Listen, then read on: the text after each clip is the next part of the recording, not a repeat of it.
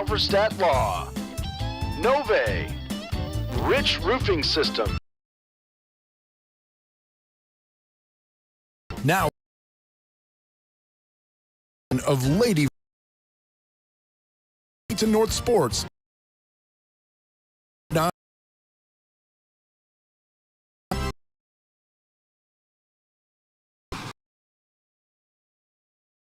Listeners, welcome back. I'm here with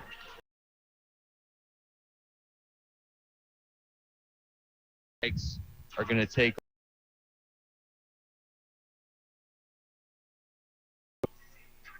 for the Bishop Luers. It's a really interesting game. Got Mary Hathaway, head coach, 11-23, heading into her second season at Luers. And this is the team.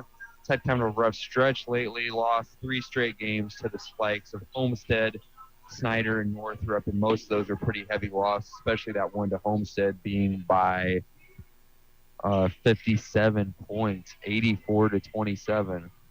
And the main threat for this team is Harvest Green. She's just a freshman, but she's averaging 16 points a game, 7 boards, 3 assists, and 2 steals. And Trinity Brown is also putting up 8 points, 2 boards, and 2 steals. And they've got Bishop Luers sitting at 6th in the SAC, 5th in the Woodland Sectional. Yeah, they've had a couple of tough losses and lost them 3 in a row. They really need to come here and win. It's going to be a good game tonight. And the last time this team's played was December 3rd, 2024. But Huntington North won 48-37, and the big contributors of that game was Hayden Bailey had 13, Marissa Trout had 26, and Lucy Reich had 5. So the only person that scored in that game that we still have is Lucy Reich. Yeah, and for the Vikes, I think this is a very winnable game, and it's going to be a good game to get back in the win column for them. Losing a game that really came down to the wire versus Leo, 40-49, losing that matchup. And it was a game that the Lady Vikes were in all game. I'm pretty sure they were even leading at halftime, if my memory serves right. And then they just couldn't hold on. And then game prior to that, the Lady Vikes downed Winger, 54-20 behind, 28 points from Lucy Wright, and I think another 12 from Addie Richardson. Great game there, really good statement win to start, in the early stages of the Andrews era here for the Lady Vikes. It's got Huntington North sitting at 6th in the NE8, 3rd in the Southside Sectional, and some good individual stats here for Lucy Wright: 18 points, 4 rebounds, 2 steals.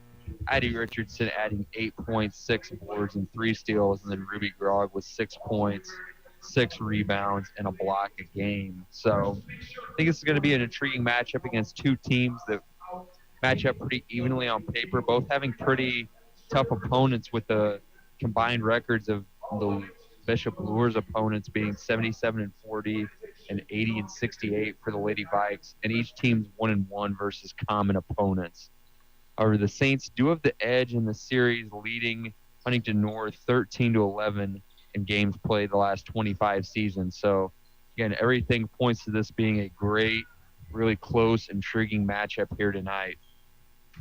Yeah, the prediction's 51-44. This could be an exciting game because Gary Andrews actually coached at Luers, and this will be one of his first games playing them. First game playing him as a coach of Huntington North, so we're going to see what he does tonight with the lineup. Yeah, it's his first game playing against the exact program that he led to a three-peat of state titles back in the early 2000s. So it's, as I was talking to Coach pre-game, it's the team that gave him a start when he was a young, up-and-coming coach, and now he's, a seasoned vet. He's coming back in here trying to, prove something else, really get the Lady Vikes going here against Bishop Luers, and kind of reestablish both. Huntington North used to be one of the top programs in the state, kind of falling off as of late, not winning a sectional since the 2006 season, and then Andrews, trying to establish himself back in the high school girls ranks after going off, winning a national championship for St. Francis, and then having some success in the boys side of things. But again, trying to reestablish himself back as one of the elite girls basketball coaches for high school here in Indiana. Yeah, really, 3-8 versus a pretty good team so far, but they're all winnable games. So 3-8, not the best start, but we can always make a comeback by the end of the season. So I think tonight's a very winnable night, but it'll be a good game to the end of the wire. So they're gonna have to play really consistent through all 4 quarters. Yeah, I think the main things that stick out to me is that you can't foul. You have to be aggressive on defense. Obviously, Green going to be the main scorer for Bishop Luers. You just have to play consistent defense against the whole lineup and not foul and be playing a clean game. And I think you just got to put the ball in the bucket. You gotta you can't get down on yourself. You have to remain confident, even if you're on a tough stretch and not making many shots, because that's where this team can sort of mess up. They go on a roll, make a lot of shots, and then start missing them and kind of lose that confidence and really get down on themselves. They just have to keep up on it, and I think as long as they keep being consistent, this is going to be a great game for the Lady Vikings here tonight. Yeah, they just got to make good shots too against the Leo. They went on a stretch where they only had 3 points in the second quarter, and that's another thing that really brought them down. They only lost by 9 in that game, so making shots, putting shots up, even making smart shots will win games. Yeah, I think shot selection, that's a big part of it. Like you said, Logan, making shots. Obviously you got to make shots to win games. Shot selection's a big part of it. You can't see some shots made that are taken that the Lady Vikes take over double teams, triple teams.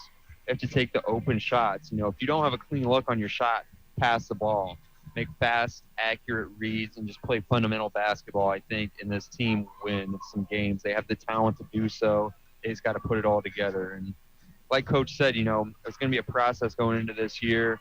Young team, got to get some experience. But all in all, I think it's going pretty well. Yeah, for having 2 freshmen forward starting, I feel like we're playing really solid so far. Had a really rough start, but getting back in the winning columns, having close games. So I think this team will be really good by the end of the year and into the future.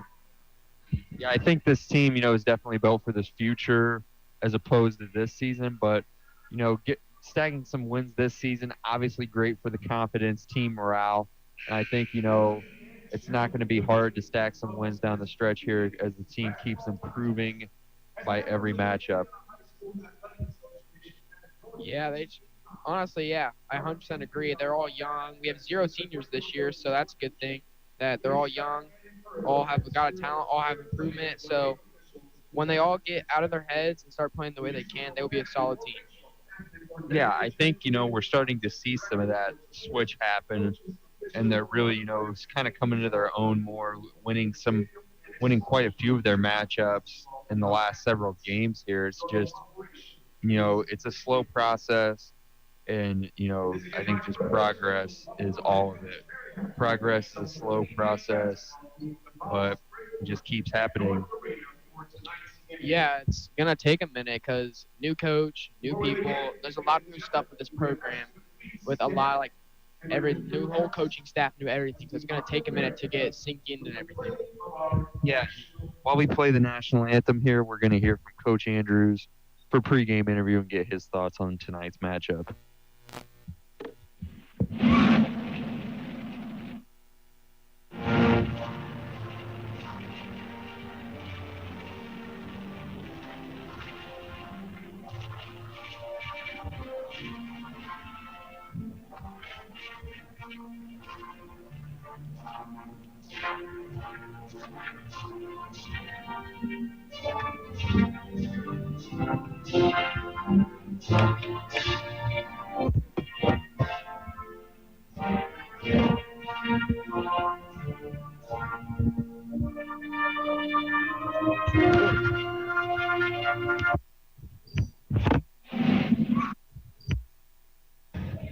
Here with Lady Vikes head coach Gary Andrews. And Coach, following a tough loss to Leo that really came down to the wire, what have been your main focuses in preparing for tonight's matchup? We got to do a better job guarding out of bounds plays. We didn't do a very good job against Leo. We got to make free throws. We had to take better care of the ball. We had way too many turnovers. So it's kind of been our focus, and we're going to try to really make it an up-tempo game and try to get some traps and force some turnovers tonight. Yeah, nice. And Harvest Green's been the main threat this season for Luers. 16 points, 7 boards, 2 steals. How do you plan on guarding her here? We're going to start Addie on her, and we want really Addie's one of our best defensive players. So hopefully Addie can shut her down, and everybody else is going to help off their girl to try to shut her down. She's had a really good year so far. Yeah, and what does it mean for you to go up against the program that you led to multiple state titles here tonight in Bishop Luers? I mean, it's pretty cool. I mean, I have a lot of great memories. It's been 25 years since I coached there, but that's where I got my start when I was only 24 years old. And my last 3 years, we won 3 state titles, so I always had those great memories. So it'll be pretty cool. Yeah, and just to summarize, what do you think is going to determine a Lady Vikes win here tonight? We got to take care of the ball, play great defense, force them to turn it over, and we got to put the ball in the hole. Those are going to be the big keys. Yeah, definitely. Nice. Thanks, Coach. Great luck here tonight. Thank you very much. Back after the interview, hearing from Coach Andrews, getting his thoughts on the matchup, and getting starting lineups here for Lady Vikes tonight.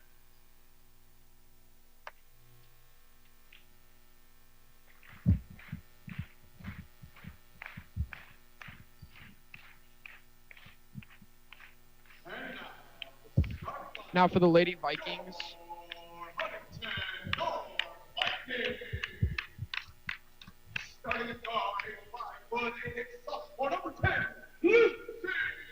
Starting at guard, number 10, Lucy Reich, 5'8" sophomore. Number 11, Kendall Haven, 5'9", freshman forward. Starting at guard, 5'7", junior, number 12, Bradley Wilson.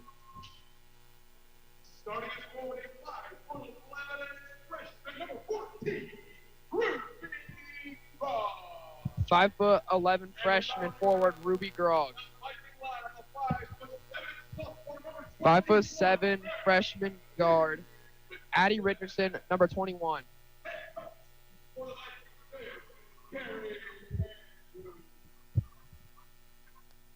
Obviously, Gary Andrews coaching the Lady Vikes here tonight.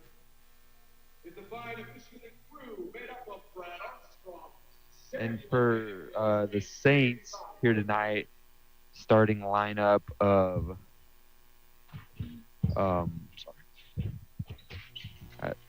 Harvest Green, number 22, and number 32.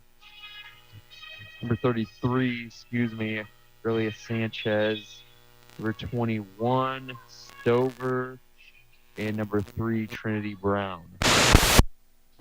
Tip's going to go to the Lady Vikes. Wilson has it. Over to Richardson.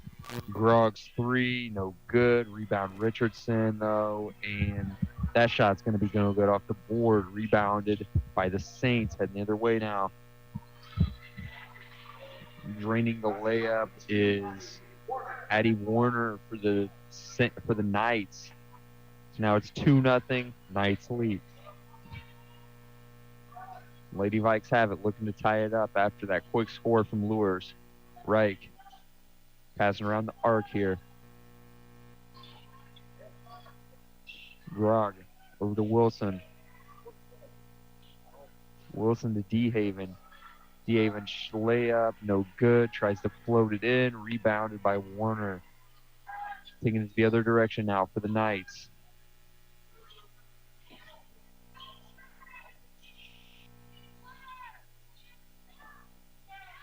Knights ball. Can't get the shot to fall. Rebounded by Grog. Pitches it over to Wilson. Wilson. Richardson. Out to Wilson yet again. Back to Richardson. Grog. Over to Wilson. Dribbling in. Goes for the layup. Can't get the shot. Now the Knights have it. To Warner. Goes for the layup, and you're going to get a travel called on the drive. So official's going to blow the whistle. Going to give possession to the Lady Vikes. So a 2-0 game. Knights lead. 6:24 to go in the first. Reich has it. Over to Wilson. Back to Reich. Reich goes for the floater. banks it in off the glass. So that's going to be a tied 2-2 game. 6:08 to go in the first. Now Green has it for the Knights. Inside, D-Haven deflects it, picks it up, passes it off to Wilson, who's taking it the other way for Huntington North now. Over to Reich. Wilson passing it out to Grog. Grog on the drive. Going to get a whistle blown and a foul there. First foul of the night is going to be on Bishop Luers. On number 2, Eddie Warner.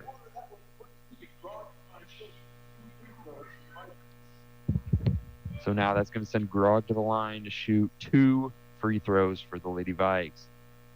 First shot's up and going to be no good. So it remains a 2-2 game with 5:48 to go in the first. Now Grog back at the line. Let's see if she can make her second shot. Shot's up, and that one's going to be straight through.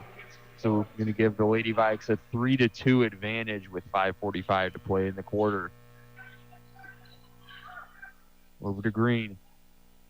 Green trying to body her way in. Can't go. But is going to pitch it out to Warner, who gets the three-pointer. Gives Bishop Luers a 5-3 lead with about 5.5 to go in the first. Grog looking for an open teammate. Passes it to Reich. Reich. Sticky defense there with Warner. Ball stolen. Stolen by number 3, Trinity Brown. Brown over to Green. And the pass to Warner is going to be no good. Taken out of bounds. And now Richardson's going to take it out on the baseline for the Lady Vikes. Haley Doyle checking in for Huntington North, while Riley Wilson heads to the bench for a moment.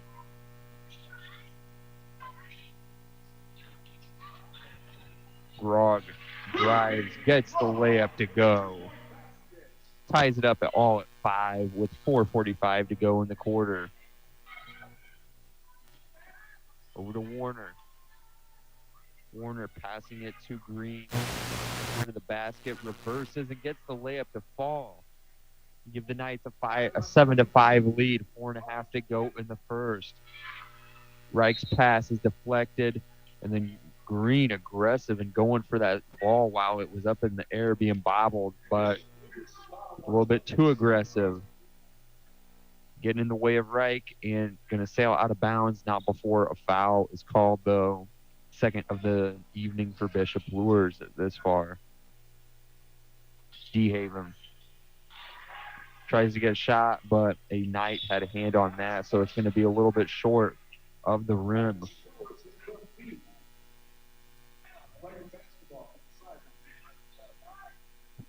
Going to be out off of the Knights, so now it's Lady Vikes basketball on the sideline. Get it into D-Haven. And then pass to Doyle. Back to D-Haven. Tight defense. It is Warner on Richardson. Grog passing it over to Reich. Reich banks it in for 2 points. Nice one. It'll be a 7-7, a tie game. 3:50 to go. Number 33, Arcelia Sanchez getting some minutes for the Knights. Going to pass it around. Warner, another three-pointer, another made 3. 10-7 lead for the Knights now. 3:33 to go in the quarter. Reich with it. Over to Doyle. Grog passes up to Richardson up top. Going to go for the drive, get some space, banks it off from the block, and that's going to make it a 10-9 game. Knights still leading, but the Lady Vikes are getting there, edging closer. 3:10 to go in the quarter. The shot by Green's good. Swishing it from the elbow. So now it's a 12-9 lead for the Knights. Lady Vikes trying to respond. Lucy Reich loses control of the ball, and there's going to be a fight for it on the ground here. Officials calling for a held ball. That's going to signal a possession alternate. So it's going to be the Knights ball now. Glenn's three, no good. Rebounded by the Lady Vikes. Doyle now with it. Taking it up the floor. Over to her sister. Grog with the three-pointer. Swishes that one. I believe that's her second made three of the season. Doesn't make a ton of those, but good to see her make one there. So it's going to tie the game up at 12. Warner's three-pointer's no good, and he's going to get rebounded by Doyle. Now over to Ellett. Richardson, three-pointer, good. Another good one there. 15-12 lead. Lady Vikes taking one of their first leads of the night. Over to Glenn. Glenn now dribbling, passes off to Brown. Open layup for Warner, and going to pick up the and one with the foul coming at the expense of Ruby Grog. A little bit too aggressive trying to block that shot.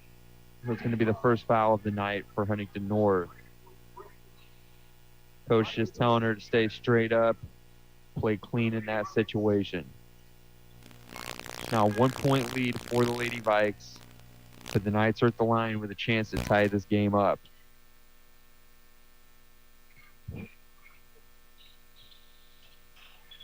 Warner's free throws no good, so Lady Vikes will maintain a 1 point lead, 15-14 here. Wilson now taking it the other way, over to Doyle. Doyle fakes it and is going to pass it off to her sister, over to Grog. And whistle blown by the officials. It's going to be a violation of travel there on Grog, number 14. So possession will alternate to Bishop Luers. They're going to get it into Green. Tank the other way now. Green losing her footing there, falling to the ground. But Wilson's going to touch it before it sails out of bounds. So it's going to be out off the Lady Vikes. 1:26 to play in the quarter. Huntington North maintaining that 15-14 lead. They're going to get it into Brown. Brown goes for the floater, can't get the shot. Rebounded by Grog. Over to Wilson. Lady Vikes now trying to increase the lead. Grog three-pointer off the side of the rim, no good. Taking it the other way now is the Knights. Last touch by them before the ball sailed out of bounds on that play. So it's going to now be the Lady Vikes ball. Another chance to add some points to their lead. Ball gets into Wilson. Over to D. Haven. Lady Vikes passing it around. Reich driving through, cutting two defenders, and gets the two-pointer. It's a good field goal there. Going to give the Lady Vikes a 17-14 lead. 48 seconds to go. The Knights are going to have to be smarter here if they want to score before the end of the quarter. Going to get it over to Warner. Stover. And a travel violation on Stover there. So now Lady Vikes going to have possession here yet again. Doyle on the sideline. Getting it into Wilson. So 36 seconds to play. Let's see how much of this clock they're going to burn. D-Haven out to Reich. Reich's three-pointer, no good. Rebounded by the Knights. They get it off to Green.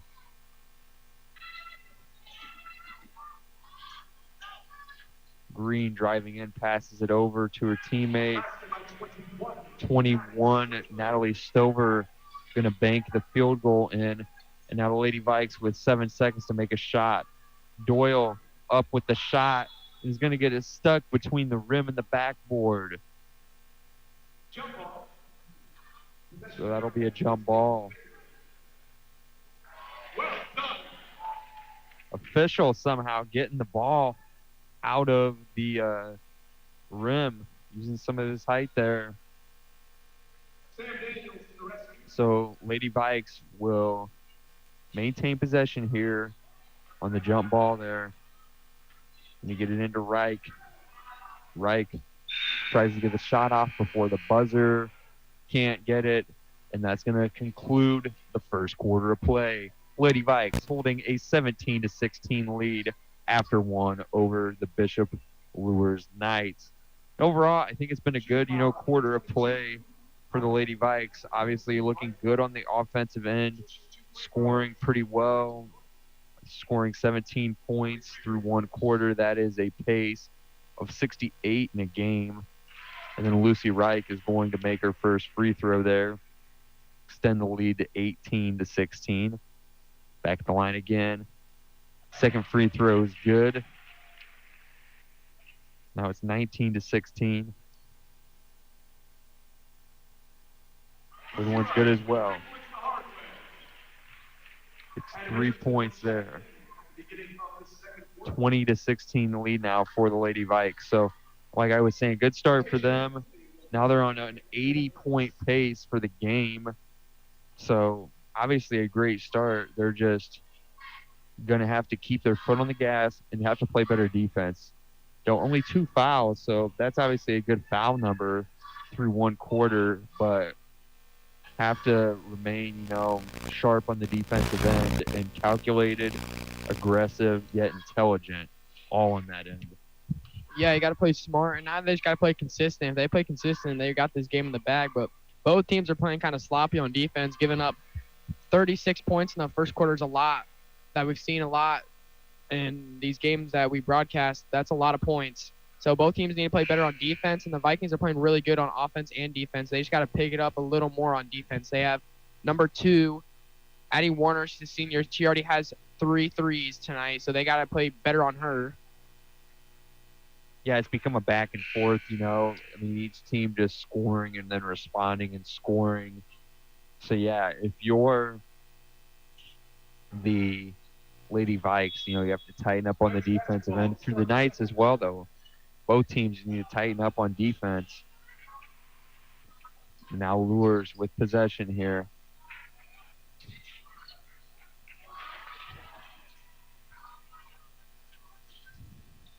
Getting it inside to Maiteza Elsley.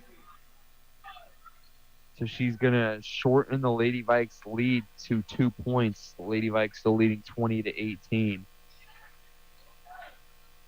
Over to Richardson. DeHaven. Now Reich heading towards the rim, driving, grabs her own rebound, and the jump ball will be called.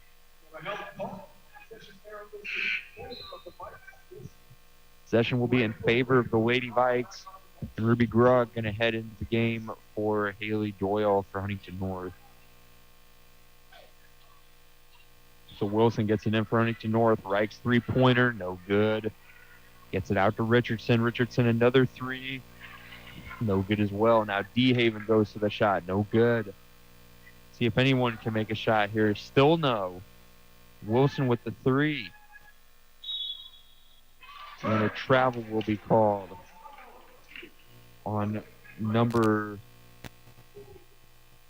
And that travel will be on number 2 for the Knights, Addie Warner. So possession's going to remain with the Lady Vikes. Now Richardson looking for an open teammate. Gets Wilson.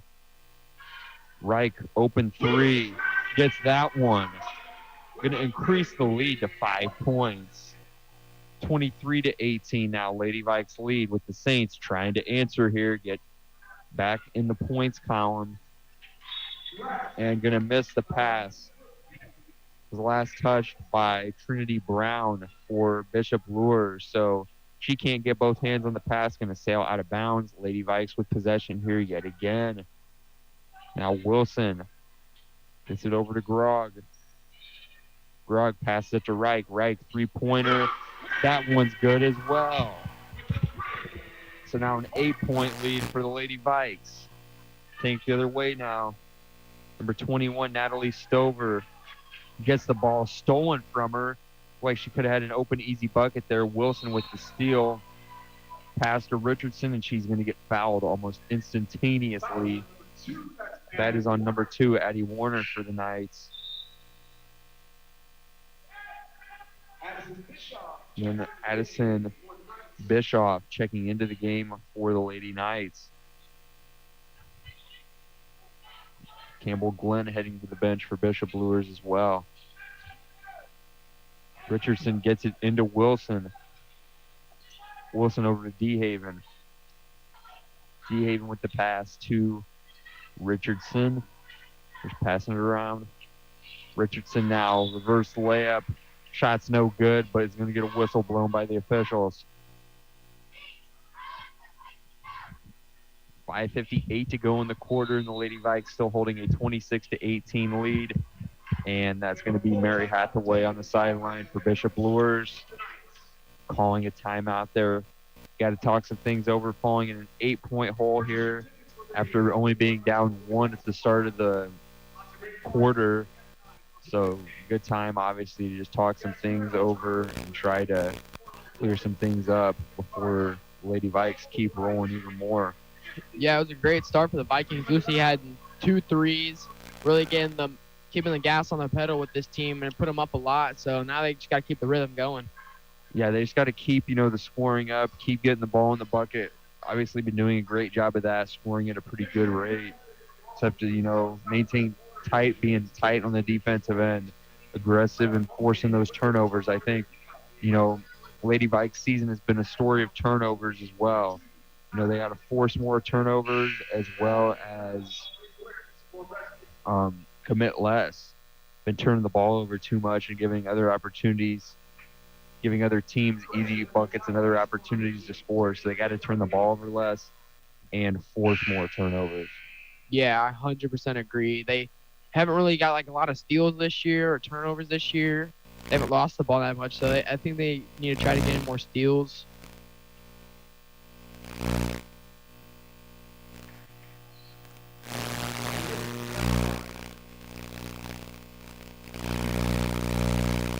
Now Richardson at the line for the Lady Vikes, here to shoot 2.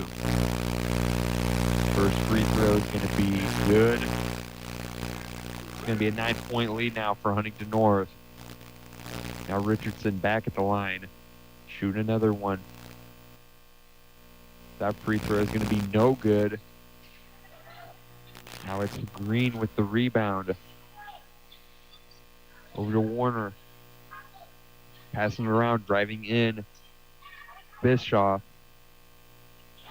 And 3-pointer by Stover is going to be good. Lady Vikes got to defend that. You got to close out those shots. Can't allow easy points like that. And now Wilson trying to answer. Wilson spinning, pivoting over to DeHaven. DeHaven going to lose the ball. And it's going to sail out of bounds off her.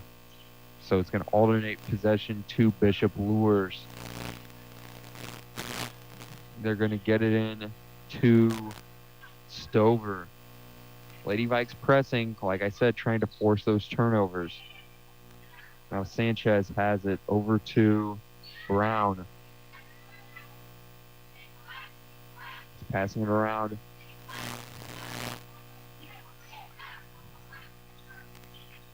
Over to Bischoff. Shot no good. Rebounded by DeHaven. DeHaven heading with some speed. Going to stop, however, pick it up, pass it off to Reich. Reich shot no good. Be a foul called, however, so it's going to send Reich to the line. Shooting some free throws here. And still a 6-point lead for the Lady Vikes, leading 27-21. Reich's first free throw is good, so cut that. 28-21. Lady Vikes leading, 4:50 to go before the halftime buzzer. Now Reich back at the line, shooting another one. Shots up, and that one's going to be good as well. It's now an 8-point lead again, 29-21. Lady Vikes lead, 4:50 to play. Out of bounds, last touch by Bishop Luers. So it's going to be Lady Vikes ball here. Ellett taking it out, passes it into Wilson over Richardson. On the right wing, driving towards the rim. Loses control of the ball, picked up. Just sends it over to Grog. Grog's layup, no good. Rebounded by the Knights. And then a fight for the ball. The whistle will be blown here.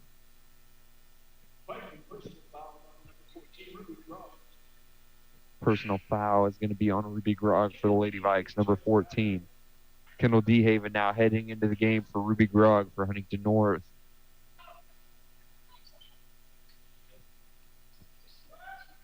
They get it in. Luers inbounds the ball. DeHaven now falls on it, gets possession, passes it off. Richardson's going to pick it up. Over to DeHaven yet again. Passing it cross court to Wilson. Wilson to Reich. Reich drives. Layup from the block. Going to spin out. That should have been a make. Really tough shot there. So with 4:10 to play in the second quarter, Saints trying to capitalize here with a chance to score. There's passing around the arc, stolen by Richardson. Richardson's going to lose her footing there, though. So the ball's going to sail out of bounds off of her.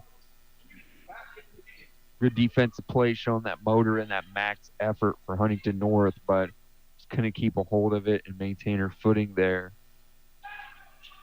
So now Knight trying to play catch-up here, get it into Green.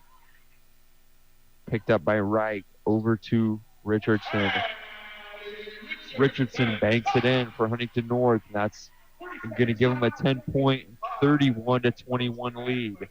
So with 3:45 to play, Mary Hathaway sitting on the sideline for Bishop. Luers going to call a timeout, talk some more things over, phoning in even a deeper hole. Lady Vikes continuing to play some good basketball here. They're really just trying to, St. Knight's got to clean some things up. They are allowing too many points, giving the Lady Vikes easy buckets. Lady Vikes playing a good game of transition, too, doing a good job forcing some turnovers. So I think, Knights just have to play some more aggressive, sharper basketball here. And they're fouling. They already have 3 fouls, and there's still 3 minutes left, so they cannot afford any more fouls in this quarter, or they'll be in the bonus. Yeah, they're going to head into the bonus if they foul 3 more times. So be interesting to see if that comes into play in the late stages of this half. Almost stolen by Richardson there, but it's going to be out off the Lady Vikes. So this is going to be a Bishop Luers ball here again. See who they can inbound it to. Lady Vikes playing some sticky coverage here. Over to Warner. Warner passes it to Bischoff. Passing it out again. 3-pointer, no good by Brown. And now Reich taking it the other way for the Lady Vikes. Pass it off to Wilson, back to Reich. Travel called. So ball's going to be heading the other way for Luers now. 3:22 to play in the half.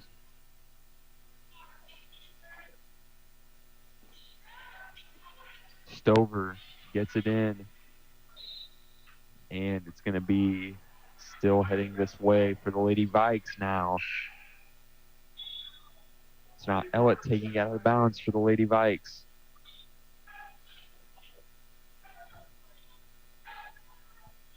Bishop Luers setting up in their defensive stance here.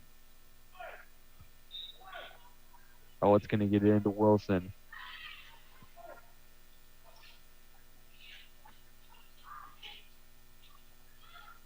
Wilson now driving in. Foul called. Officials blowing the whistle there. Now it's going to be the 5th foul of the evening for Bishop Luers on number 12, Mytasia Inslee. So her first foul of the night and the team's 5th of the quarter. So heading into the bonus here now is the Knights. Wilson's first free throw is going to be no good. She's had her share of struggles from the line thus far this season. Showing it again there.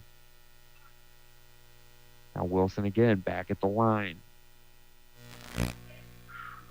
Second free throw is going to be good, though. Now taking it out of bounds is the Knights. Reich tries to steal it. Can't get the shot. Can't get the steal, though. But that was a steal there. Addie Richardson stealing it from midair. Gets the layup. Taking it all the way the other direction. Good play by Addie Richardson. Taking it coast to coast. Knights getting it in. It's a one-on-one. Wilson and Bischoff.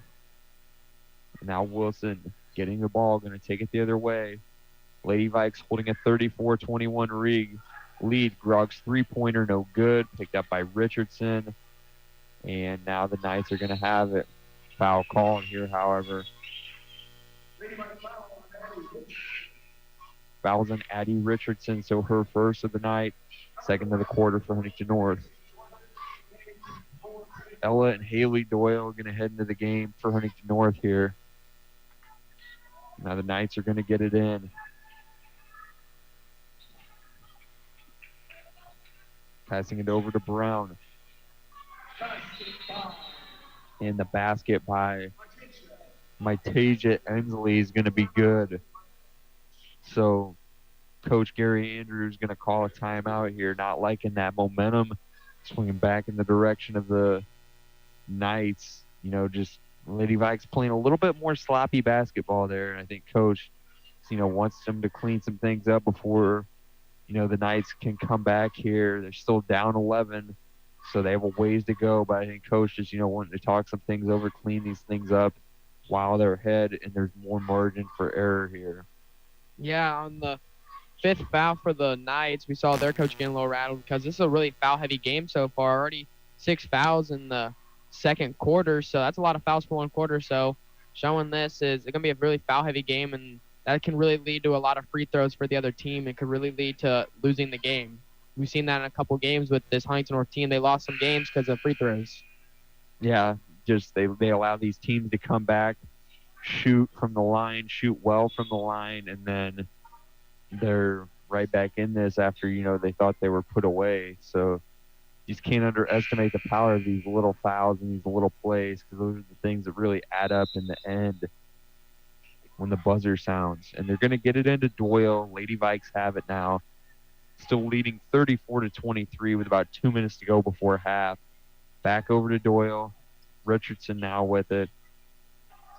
Over to Doyle again.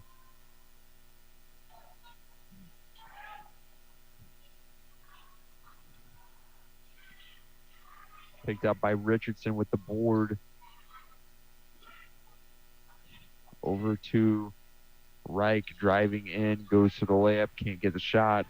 Rebounded by the Knights. Going to get it over to Brown.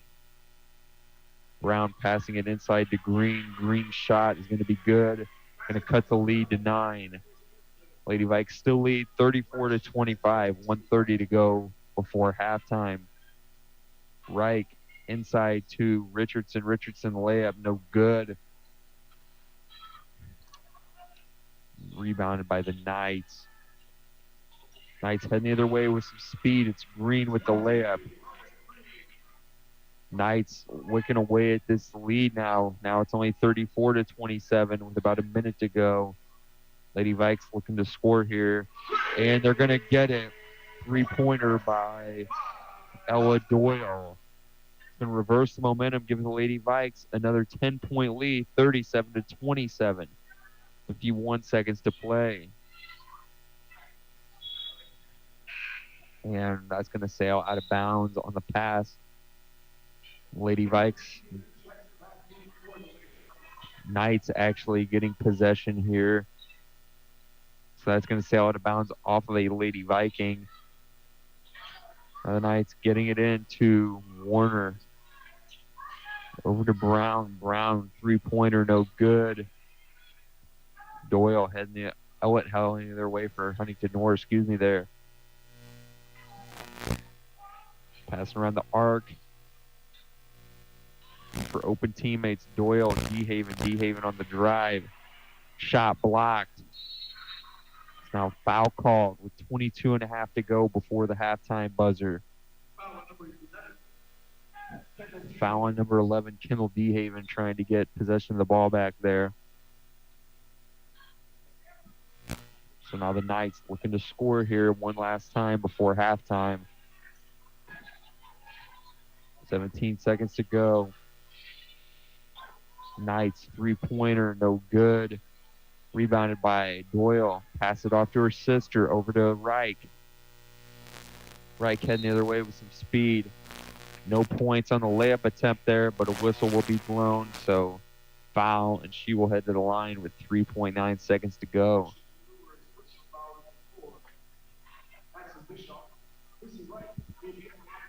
Fouls on Bischoff, number 4 for the Saints. Reich's first free throw is going to be good. Now it's a 38-27 lead for the Lady Vikes. Richardson heading into the game for Doyle for Huntington North.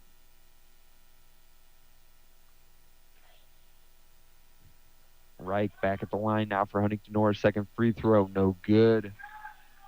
Rebounded by Brown. Brown can't get the shot off before the buzzer. Referee's waving it off. And that's going to be halftime. Lady Vikes lead 38-27 over the Bishop Luers Knights. So good first half of basketball from Huntington North. Scoring very well, obviously on a 76-point pace for the game, which would easily be their high-scoring game of the year thus far for the Lady Vikes. And, just playing a good first half of basketball. Just we've seen some defensive lapses, Saw, the Saints were down, then the Lady Vikes allowing them to come back a little bit and, make a couple good scores there in a row. So you can't do that. You have to keep your foot on the gas on both ends of the ball, play complementary basketball, and just help yourselves out. Lady Vikes not doing that consistently, but doing a good job here tonight of staying in the lead, obviously. All they got to do is maintain that for 2 more quarters, and they'll be walking out of the arena with a win here tonight. Yeah, I think they're having a really good half so far, especially with their free throw help. They've been really good at the line tonight. That's really been helping them because this Luers team has been really fouling a lot today. They had 6 fouls in the second quarter, and that really helped them. And then Lucy Reich's making shots. Everyone was making shots. So they're playing really good. Now they just got to stay consistent on their defensive side too. Yeah, they just have to, they have to maintain stoppage on the defensive end, keep making stops, and just turn the ball over more. Play complementary basketball and take the easy shots. Get some more open, easy buckets. I think they'll be, walking out of here with a win when all's said and done. Having a pretty good first half of basketball, just have to keep it going. And that's going to bring us to this week's episode of Commissioner's Corner with IHSA Commissioner Paul Neidig. You're listening to Huntington North Lady Viking Basketball on 91.9 WVSH, brought to you by Nove Corporation and Z Place Pizza. It's time for the Commissioner's Corner, an exclusive weekly conversation about Indiana high school sports with the Commissioner of the IHSAA, Paul Neidig. Now for an up-to-the-minute report about what's happening in the constantly changing world of high school sports, here's Commissioner Paul Neidig. Welcome into the Commissioner's Corner. It's our weekly conversation with the Commissioner of the IHSAA, Paul Neidig. I'm Brendan King. Paul, great to be with you as always, especially during this holiday season. A Merry Christmas to you and yours. Hope all is well. Paul, let's start here because it's a great time of year for basketball around the state of Indiana. Like we talked about last week, holiday tournaments being played all over the state. And, as we discussed last week, it's the opportunity where you could show up in the morning, stop for lunch somewhere, go on back, watch basketball all day, and have yourself a full day of hoops. Yeah, you can. And again, it's just such a fun time of the year. I think back a couple of years ago, I couldn't get my wife to go with me on all these ventures, but I had mapped out where I could have watched like 57 different games over the New Year's and traveling around the state. Now, that's going to be on my bucket list to do someday because I think I just would love to see how many games I can watch in that period of time. But I'll have to find some basketball junkies to travel with me and do that one. You have to take the Guinness World Record people and see if you can break a record around the state. And, if, of course, after we get done with the holidays, we're about to get back into state championship season with girls and boys wrestling well underway. And, girls wrestling, Paul, that's a tournament that's going to start right after the new year. Yeah, January 3rd, girls wrestling. They've been wrestling for a couple months now. And we get into the new year, and then here we go. We got wrestling tournament, and we'll finish. That's a 3-week tournament that ends the middle of January at the Coliseum at the fairgrounds. And again, if you haven't gone out and watched girls wrestling, this is our second tournament. Those young ladies are, well, first of all, they're epitome of student athletes, but they do a phenomenal job, and the quality of wrestling in this state is phenomenal. And it's not just that as well. Boys and girls swimming is also busy. What else is happening right after the new year kicks? Well, yeah, we we start our quest for boys and girls swimming state tournaments, and obviously, Carmel girls and their boys teams are very quality, and they're going to work to continue their streak of successive state championships. But we got a lot of other kids that are running, that are working really hard, trying to get better, and to see what they do. And we're going to finish at one of the finest swimming facilities in the state at the natatorium on the campus of IUPUI. And I don't think a lot of people realize how incredible facilities are that our kids get to compete for state championships. And then right around that corner is boys wrestling. And so it's coming, and then girls basketball, and we're going to finish this winter season off with boys basketball. So here we go. We're going to have to get ready again, and we're doing that, and our tournaments are ready to roll, and we're going to celebrate a lot of state championships here. Well, I think you sum it up, the finest facilities, and that's every single sport that kids in the state get a chance to play in, no matter what the sport is: football, basketball, baseball, swimming, wrestling, you name it. They're getting an opportunity to perform in the nicest of facilities. And that's old sports, new sports that have been around a long time, and a sport that continues to grow as we go in this state ball is girls flag football. And I know that you guys at the IHSAA and the Colts have been adamant about building this and helping out schools, building programs. And now you're getting to a point, Paul, where next year you're going to have nearly 100 teams in this state playing girls flag football? Yeah, we're scheduled right now to have in excess of 100 teams, and I think that's going to continue to grow. There are more teams coming on all the time. Once again, it's one of those phenomenal partnerships that we are blessed to have here in Indiana, and the Colts have done a great job of growing girls flag football, and the NFL in general has done that, but the Colts have really taken an approach, and they've spent significant dollars in grants to schools to be able to get over 100 schools, and here we are. We're going to operate in an emerging status for one more year, but I think girls flag football is well on its way to becoming a recognized sport. And if you get a chance to go out and watch some girls flag football, you're going to be hooked pretty quick because it's a phenomenal game, and the skill set that these young ladies bring to the field is just phenomenal. And, I think a lot of folks in my age bracket grew up with a powder puff football game on some Saturday at a football game. This isn't what we're talking about. This is practicing every day. This is getting better. This is competing with your teammates in a highly competitive environment, and girls flag is on its way, and so we're excited about that. That's Paul Neidig. I'm Brendan King. This is the Commissioner's Corner. Paul, a Merry Christmas to you and yours, and we'll talk to you next week. Merry Christmas, Brendan.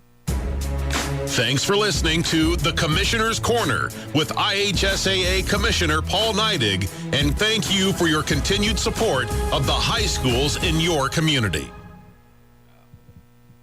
And we're back after that break listening to this week's episode of Commissioner's Corner with IHSAA Commissioner Paul Neidig. And I have some halftime stats for you to recap that exciting first half of action. Lucy Reich pacing the Vikings with 18 points, Addie Richardson adding 10, Ruby Grugg with 6, Ella Doyle with 3, and then Riley Wilson with 1 free throw for 1 point on the night so far for her. So Reich having yet another amazing, great scoring night, already scoring her average for a game in one half with 18 points, and then Grogg doing well, 2 with 6. She usually doesn't score the ball a ton, but is having a great half of scoring so far here tonight. And for the Bishop Luers Knights, Addie Warner has 10 points. Maitaza Ensley has 4 points. Natalia Strover has 5 points. And Harvest Green has 6 points. Yeah, so Green not leading them, but she's been really their top player for most of the season for the Knights thus far, so kind of a surpriser there, but spreading out, being more of a team effort. I think for the Lady Vikes, they got to have a spread effort and make sure everyone's getting the ball in the bucket, spotting up, getting those clean open looks. You can't have one player scoring all the points. Lucy Reich, really dominating the touches and the share of points this game and this season for the Lady Vikes. I think, it's a good game plan. You obviously have to get the ball in the hands of your best player, but, you can't just have that every night. That's not sustainable. You have to have a more sustainable effort, I feel like, if you're the Lady Vikes. Yeah, I agree. They just got to honestly stay consistent. They're playing a really great game tonight, one of their best games so far, I would say, that I've watched. And if they just stay consistent, they will win this game. They're playing really great. They can play a little bit better on defense. I would say switch to a 3-2 zone instead of man-to-man because they're letting a lot of threes drop because they're trying to play kind of like the zone, but it's on man-man. I'd say, to just, definitely go to a zone. Maybe even a 1-3-1 like Coach said, try to defend the wings and possibly, force some turnovers by trapping the wings, trapping those corners, just, covering the gaps and trapping to try to create those turnovers, I think, could be big on defense here tonight instead of trying to half-heartedly play a man-to-man when, for most of the season they play in a 2-3 zone. So I think I totally agree, Logan. That would be a good switch to make. And then just for the offensive end, they're playing good.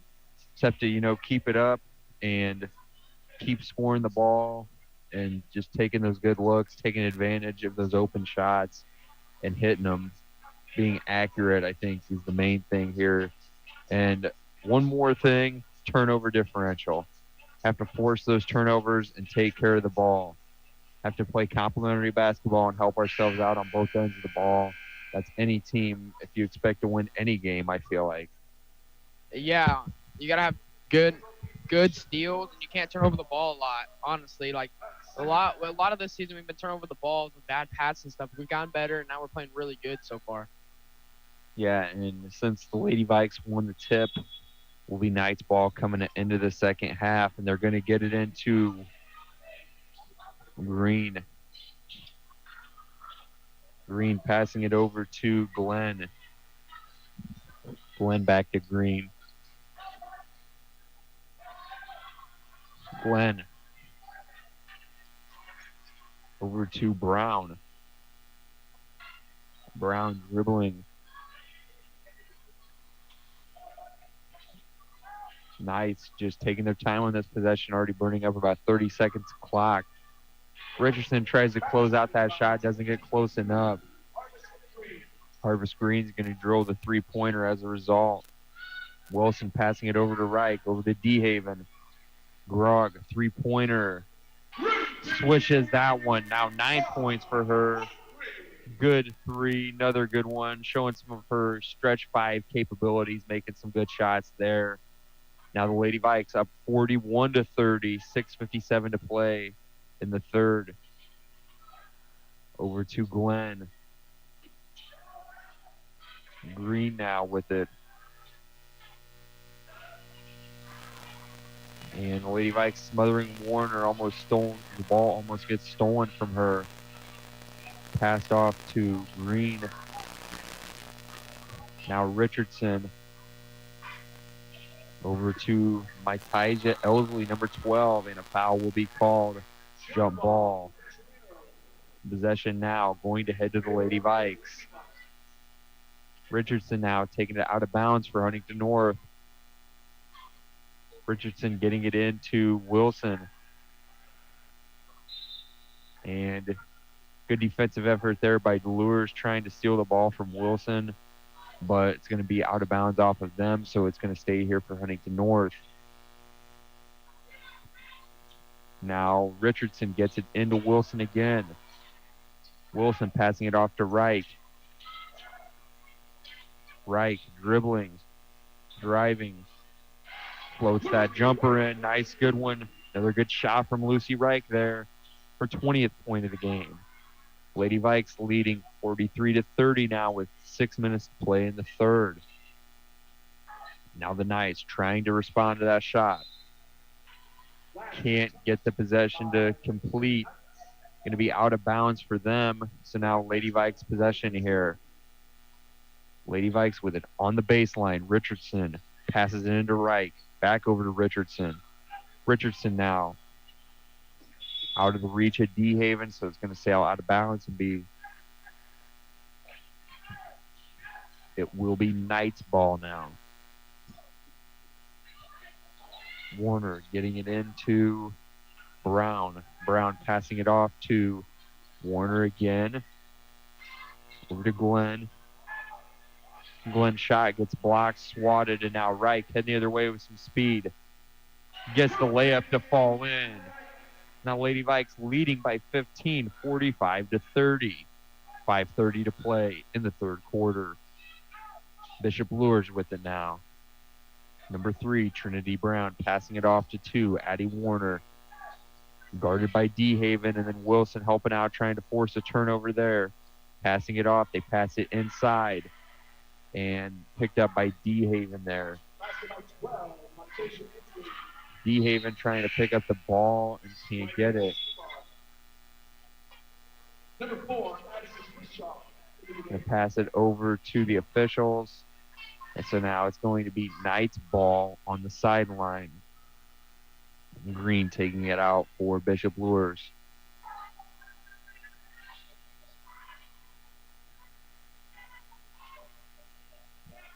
Green going to get it into Bischoff. Green driving, passing it over, closing out. Addie Warner is D-Haven, but she's going to get the bucket, so it's going to cut the lead to 11, 45-34. Lady Vikes still leading. Richardson trying to respond. Passing it to D-Haven. Right now, three-pointer. That one's going to be good. So now it's a 48-34 lead for the Lady Vikes. Passing it over to Warner. Warner dribbling. Over to Bischoff. Elsley going to get the and one. Now 48-36 game. Foul's going to be on Ruby Grugg, number 14, her third of the night, first of the quarter for the Lady Vikes. Riley Wilson, Kendall D-Haven, and Ruby Grugg. Heading to the bench for Huntington North, and Jackie Ellett and both Doyle sisters going to head into the game for Huntington North now. Ensley's free throw, no good. Rebound picked up by Ella Doyle. Over to Richardson. Richardson tries to get the ball back on that missed shot. Can't. So it's picked up by the Knights. Nice driving to their direction. They pass it off to Richardson.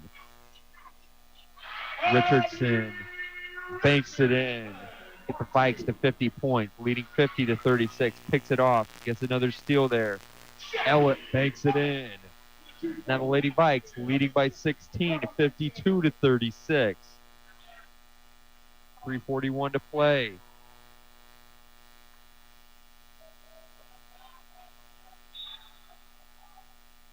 And Brooklyn Gray goes for the layup. And it's going to be a personal foul on the Lady Vikes. That's on number 24, Ella Doyle, her first of the night.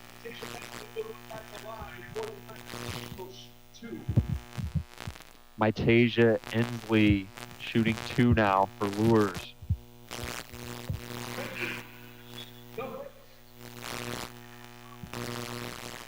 The Luers down now 52-37. Lady Vikes lead. So 15 points. 3:34 to play in the third. Mitasia Ensley, second free throw, gets it to go. Get it into Doyle. Over to D-Haven. D-Haven's pass to Ellett a little bit long. It's going to head either way. Bishop Luers with another opportunity here. Going to get it into Green. Green dribbling. Driving in. Foul called.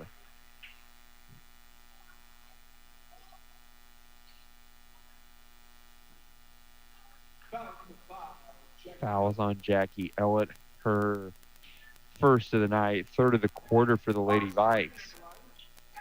Lady Vikes are going to have to watch. They have another 3 minutes. They can go into the bonus if they get 3 more fouls. Now Wilson checking back in for the Lady Vikes.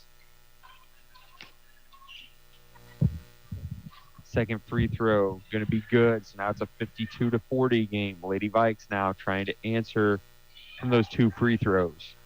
Wilson taking it the other way. Over to D-Haven.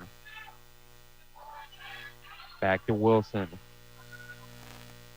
Wilson passing it over to Doyle. Doyle tries to get a D-Haven pass picked by a Knight.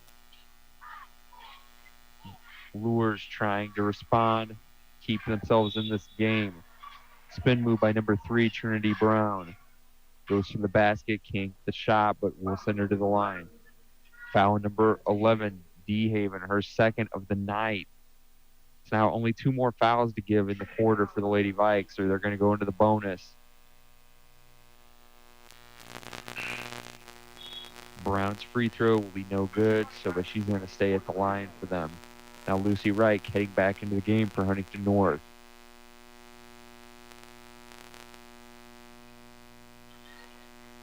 Brown still at the line. Shooting for Luers. And still no good. Now Ellett taking the other way for Huntington North. Out of bounds. Slapped out by the Knights. And Wilson taking it out of bounds for Huntington North now.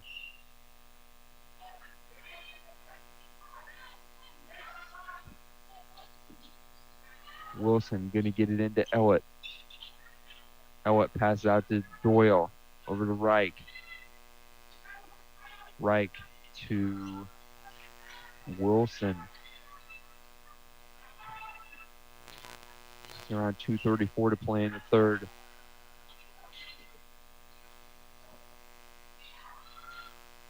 Wilson passes it off to Ellett. Ellett, three-pointer, good. Now 15-point lead. Lady Vikes lead 55-40. Bit of a struggle for the ball on the ground here. Held ball will be called. Now it's going to be out of bounds for the Knights.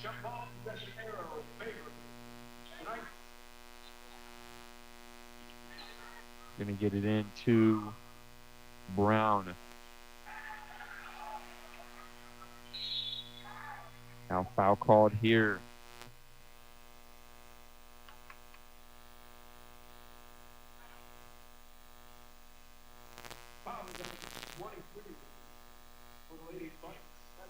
Foul to number 23, Haley Doyle for Huntington North. First free throw going to be good. So now the 55-41 game. Lady Vikes still leading. 2:05 to play in the third.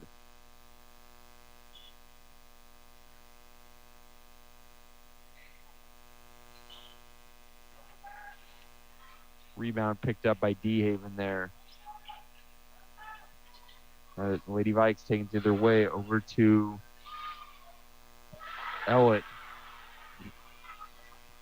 Now Reich with it. Reich evading some defenders over to D-Haven. Wilson now on the left wing. Dribbling in, then going to dish it out to D-Haven, just passing it around. Reich three-pointer off the side of the rim. D-Haven fighting for the rebound. Can't get it. And that's number 4, Bischoff. Can't get the layup to go.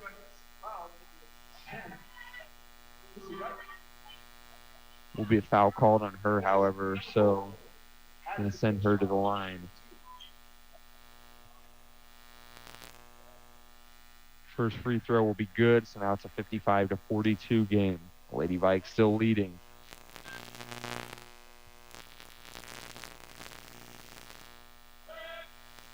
Second free throw is going to be no good. Still 55-42. Doyle loses the ball. It will be picked up by Wilson. Wilson now passing it over to Wright. Into D-Haven. Ellett. Over to Doyle. Doyle's three-pointer no good. So the Knights are going to grab the rebound with a chance to respond to that.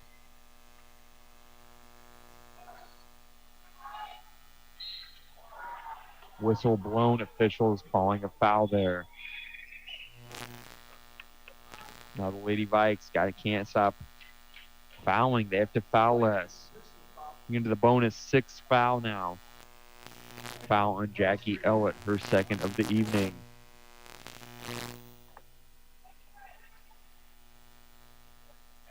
The first free throw will be no good by Green.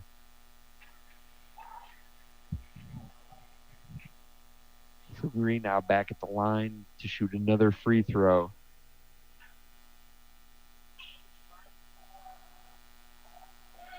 And that one will be no good as well. Rebound, Richardson.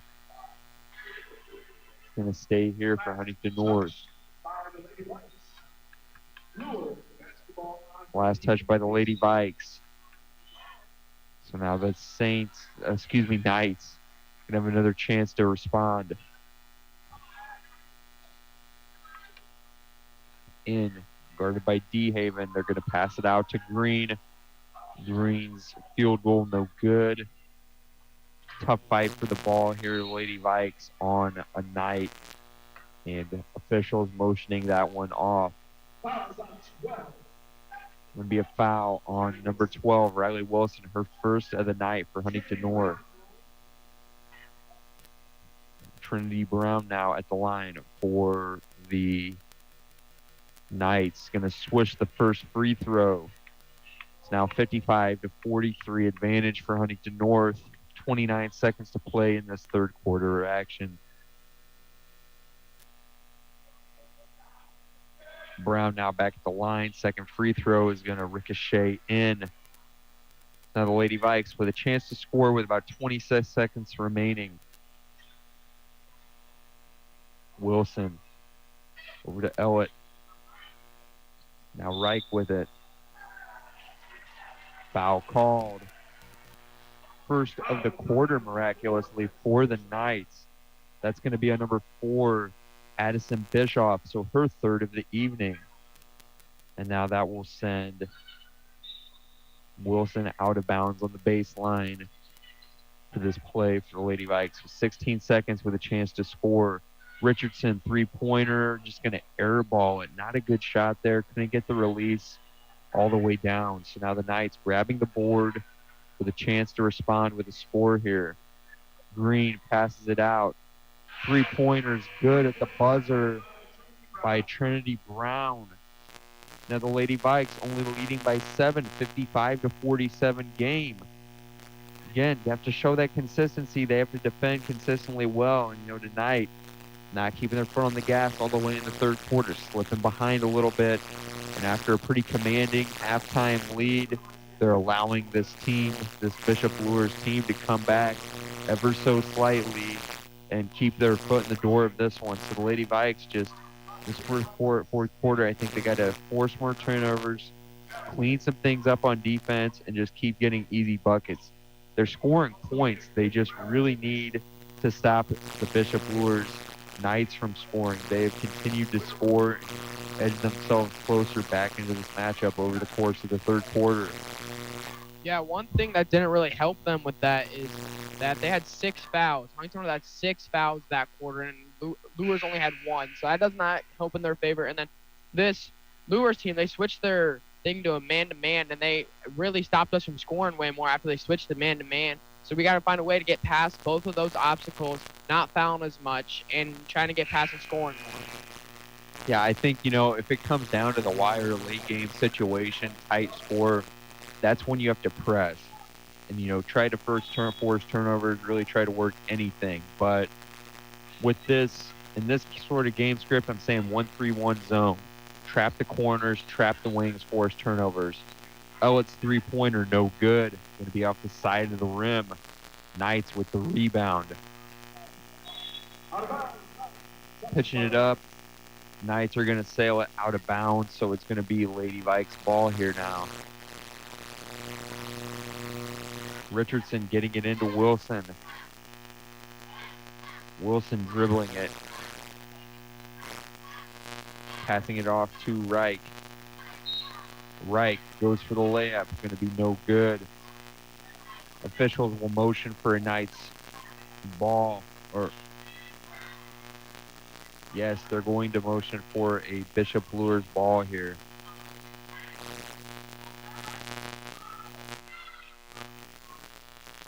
So The Knights will get it in. Green. Green now taking it the other way for Bishop Luers. Green passing it over to Warner. Warner inside to Green yet again. Shot struggle for the ball. Will be a jump ball called, and officials will say possession and will stay with the Knights here.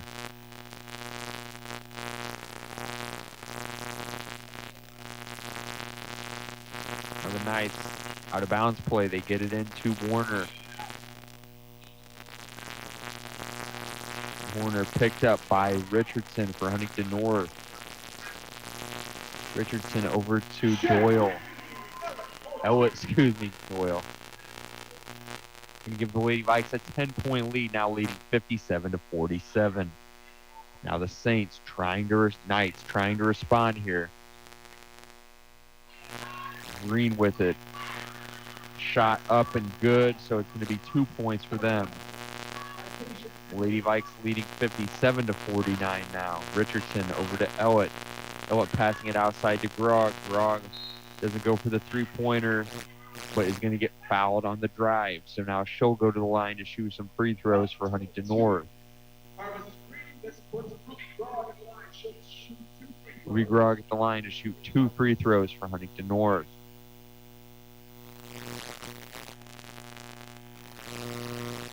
First one's going to be good. Now 58-49 game. Lady Vikes lead. Now Grog back at the line. Second free throw is going to be no good. Now Knights, Green, driving, spinning. Shot blocked, but a foul called now.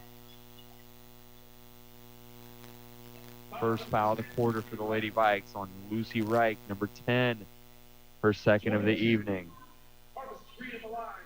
Now Harvest Green at the line for the Saints. She'll shoot 2 free throws. First one is going to be up and good. So now 58-50 game. Knights getting back in this one. Lady Vikes got to watch him. Second free throw, good. Now 58-51 game. Lady Vikes get it in. Wilson with it.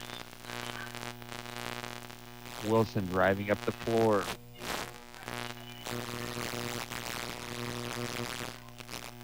Over to Reich. Wilson almost losing it, but is going to maintain possession. Driving, looks for an open teammate. And whistle blown here. We'll see what this is about. Foul on number 12. Mytasia Ensley. So her second of the evening. And the Knights' second foul of the quarter. D-Haven heading into the game for Richardson for Huntington North. Wilson. Going to get it into Ellett. Ellett. Passing it out to D-Haven. D-Haven driving. Sends it over to Wilson. Now it's D-Haven again. Richardson with it. Richardson loses control of the ball there. Going to get it over to D-Haven yet again. And now Wilson with it again. Dribbling over to D-Haven again. Trying to pass and cut. Trying to find those open shots. Find those gaps. Exploit them. Get those good looks.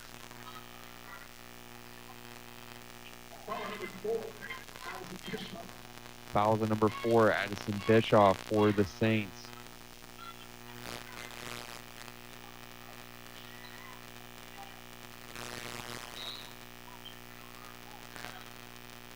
The whistle blown, and there will be a pause on the court here.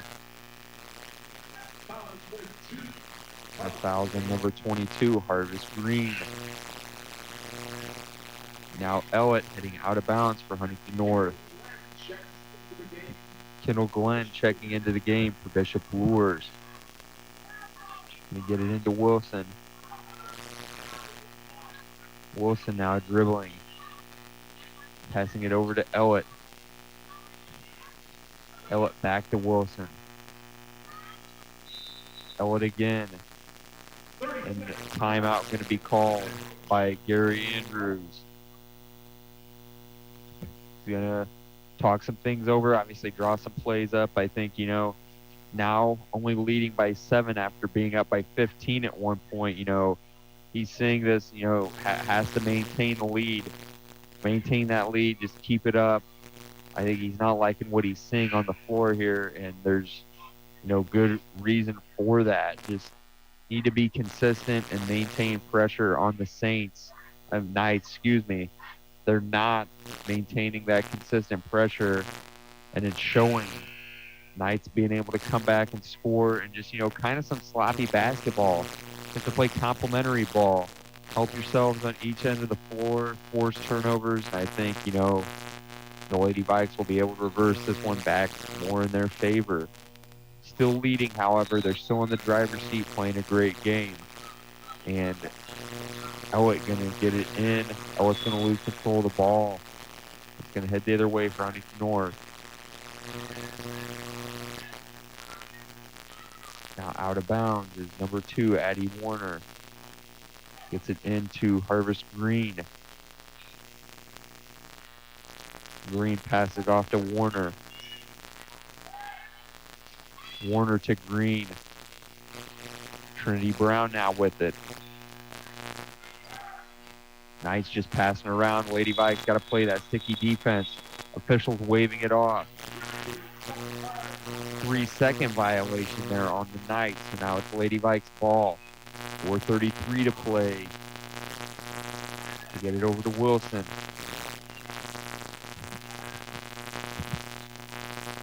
Wilson over to Wright. And Grog can't get a hold of the pass from Wright. Going to head the other way now for the Saints. Haley Doyle checks into the game for Huntington North. And now the Knights with a chance to get even closer in this one. And stolen by DeHaven. Good defensive play, but she's going to lose control and it's going to go right back. Picked up by Wilson. A little bit of a struggle for the ball here. And a whistle blown, foul called.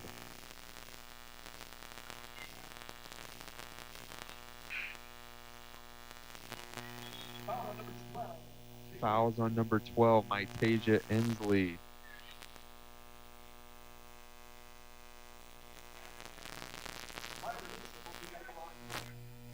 Now Riley Wilson's going to head to the line, shooting 2 free throws.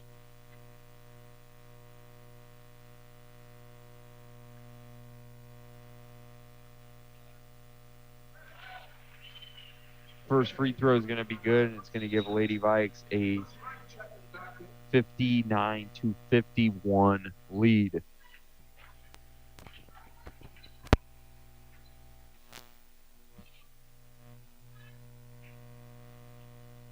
Now Wilson back at the line, shooting some free throws. That one's going to be good. So she's making both of them. Now a 9-point lead. Huntington North leading 60-51.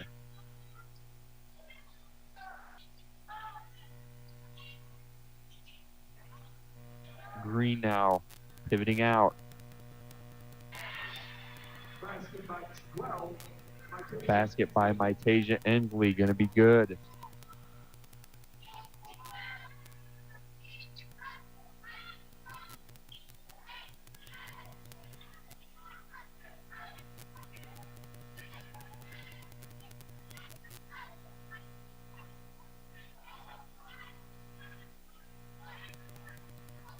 Passing around, Lady Vikes have it.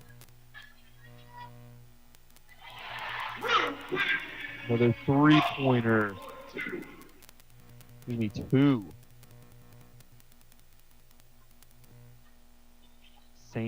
Knights now with it.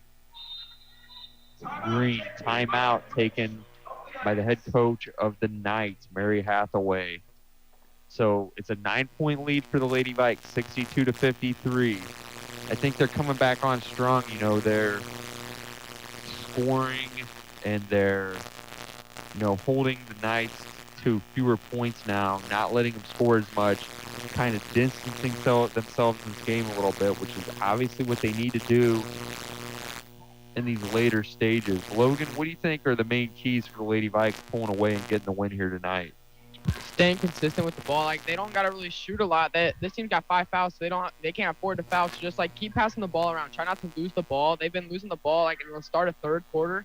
They were losing the ball because they were getting pressed and they couldn't do anything. So trying to stay smart with the passes that you make and the shot selection you make.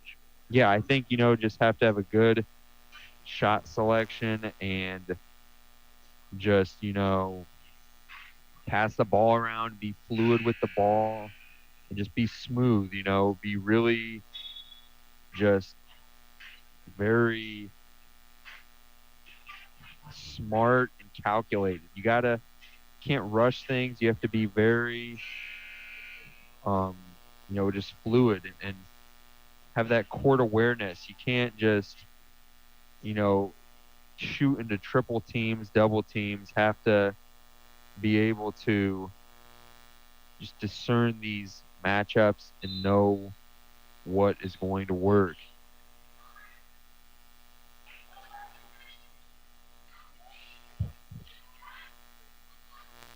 Three-pointer, no good. Rebound picked up by the Lady Vikes, but a whistle will be blown by the officials here. Fouls on number 12, Mytasia Ensley. Ruby Grog now going to shoot 2 free throws for Huntington North. Still leading 62-53. Grog at the line. Got to make these. She's not a bad free throw shooter, so she's going to make that first attempt. So it's going to extend the lead to 10 points. Lady Vikes leading 63-53. Second free throw, no good. But the rebound is going to get picked up by Doyle. Struggle for the ball on the ground. And a timeout taken by Gary Andrews here on that rebound, saving the possession.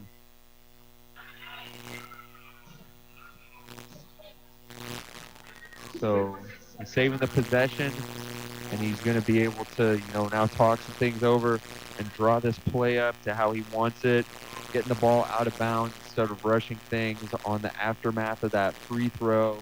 I think it's a good play, really savvy coaching decision by Coach Andrews, and now the Lady Vikes going to be in prime position to make an easy bucket here. Yeah, they got to play smart now. There's 2 minutes left. They have 1 foul. They're in a really safe position, but they just got to play with confidence. You can't let off the gas pedal at all. You can't slack off in these last 2 minutes. I think especially on defense, it's important mostly. You just have to maintain on that end of the ball and not be sloppy. Play crisp, team-oriented basketball. Wilson going to get it into Grog, passing it over to Reich. Reich now, let's see what she can do. She's been on fire in this game yet again. Over to Wilson. Dribbling, pass it off to Grog. Back to Wilson on the right wing. Wilson out to DeHaven. Wilson getting her fair share of touches on this possession.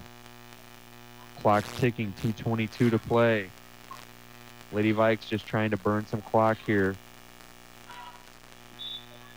And it's going to force the Knights to commit a foul there.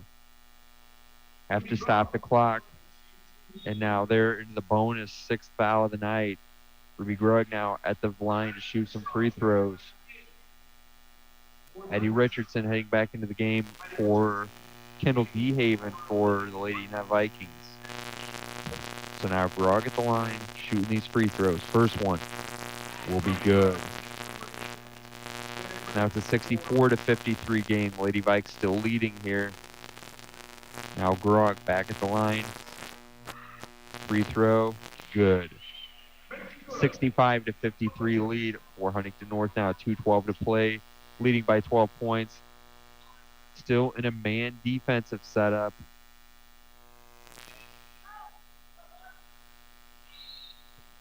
They're going to switch up defenders here on Green. Basket will be good there. Fouls on 21. Addie Richardson, her second of the night.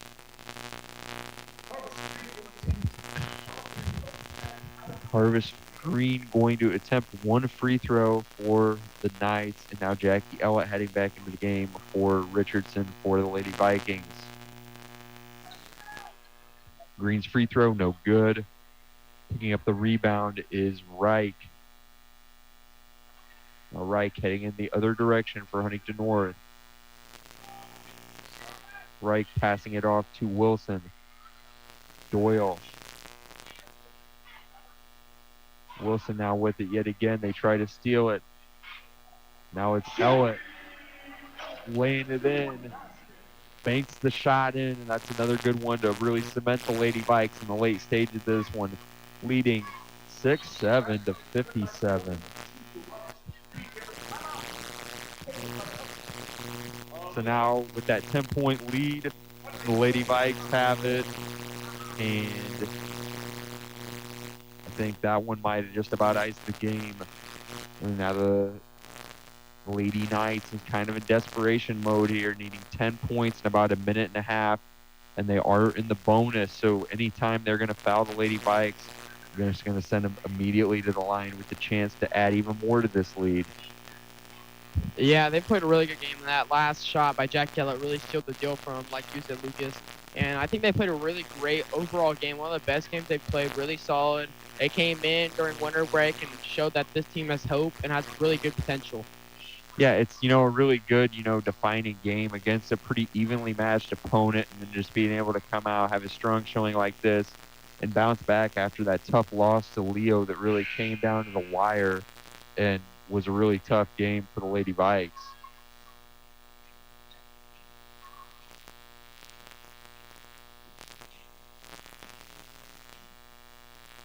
So teams now taking the floor again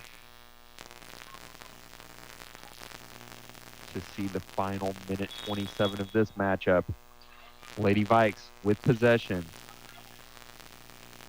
Getting it into Reich. Knights pressing, trying to force those turnovers, give themselves off the breaks in the book they can this late. Lady Vikes quick passes, trying to evade the fouls here. Over to Doyle. Doyle passing it to Grog. Reich with it now. Reich passing it to Doyle. Doyle's pass to Grog picked up. They're just passing it around. A minute to go. Passing it to Grog. Grog is going to be fouled.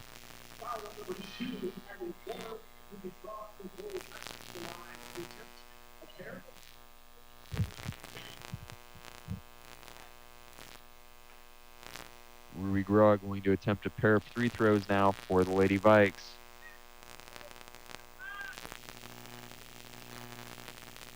First free throw is going to be good. So Grog making one from the line thus far to break that 10-point lead. Going to make it an 11-point lead. Now Grog back to the line. Second free throw will be good.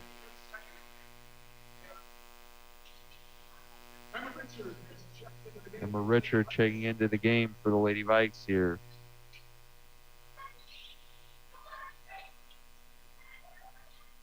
And either way is the Knights now. Lady Vikes with the rebound. It's Lucy Reich. Foul called. It's the Knights fouling again. It is number 2, Addie Warner. Knights with no chance. They have to get all of the stops they can at this late stage of the game, trying to just stop that clock and give themselves enough chances to get some scores in here in the remaining 40 and a half seconds.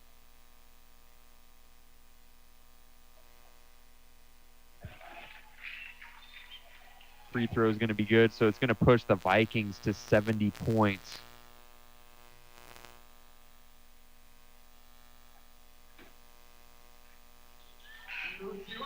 Lucy Reich going to head.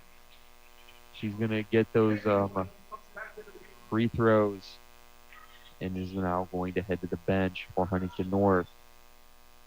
So now number 3, Trinity Brown, taking the other way for the Knights.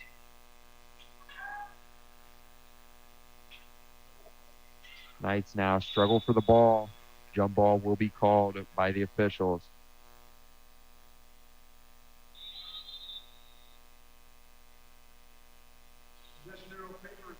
possession is going to favor the Lady Vikes as a result. Lucy Reichs checking back into the game for Huntington North.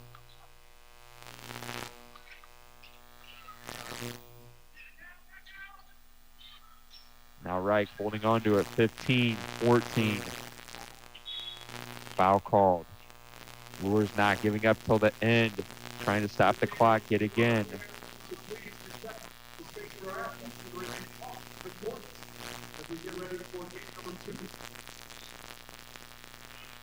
Now Reich heading to the line, shoot these free throws in the late stages here. 71 to 57 lead. Lady Vikes holding 72 to 57 now. 12 seconds to play.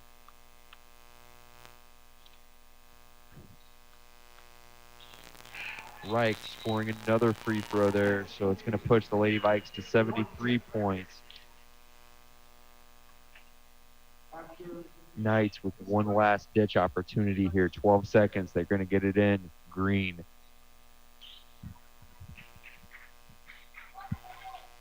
Green now dribbling, guarded by Wilson, heading to the right. Green shot up, and that's going to be the final buzzer. Lady Vikes coming away with a 73-57 win over the Bishop Luers Knights. And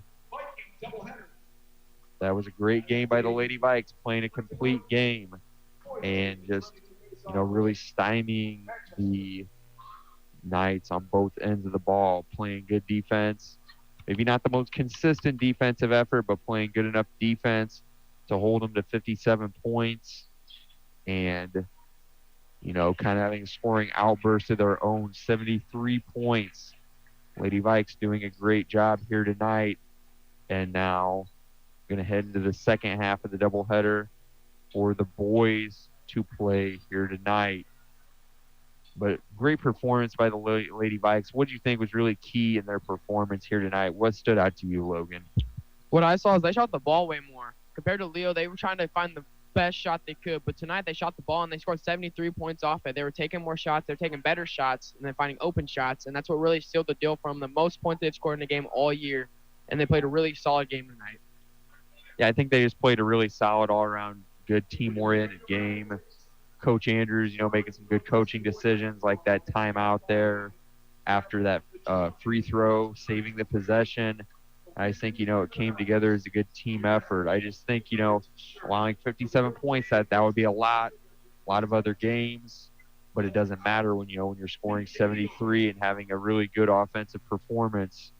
But I think, that's just a lot of allowed points. Could clean that up a little bit. But all in all, great team effort here tonight. And I think, going into the next game the Lady Vikes have, going to be a really, good stepping stone. The season's been all about improvement. We've seen a lot of improvement from the Lady Vikes over the course of the season. And I think, they're just continuing to get better and better and start stacking some wins here as the season progresses. Yeah, they've been playing really good. They really got their momentum going now after this win. They're going to be coming into after winter break and be really happy with this performance. And hopefully they keep it on the gas pedal, what they've been doing, get some more wins in the column, get back to 500. Yeah, they got to keep, getting those win columns, obviously. Logan, just keep going now. Sitting at 4-8 on the season, so they still have a little bit to go, but I think, they're definitely heading in the right direction. And just, need to just keep seeing improvement gradually, game by game from them. We're going to be back after these short PSAs from the IHSAA, but don't go anywhere, listeners. We have a post-game interview with Coach Andrews coming up, as well as your post-game stats to recap this great matchup between the Knights and Vikings. So don't go anywhere. Oh, and by the way, we also have a whole nother basketball game. Boys taking the second half of this doubleheader now tonight. So, again, we're going to be back after this momentary break, listeners. Don't go anywhere. You're listening to 91.9 WVSH, brought to you by Z-Place and Bippus State Bank. Being a senior makes playing high school sports even more special. I'm Claire Hack from Jennings County High School. Over the last 4 years, I think about all the memories made, how teammates became best friends, how coaches mentored me and helped me grow. I'm Allie Ward from Boonville High School.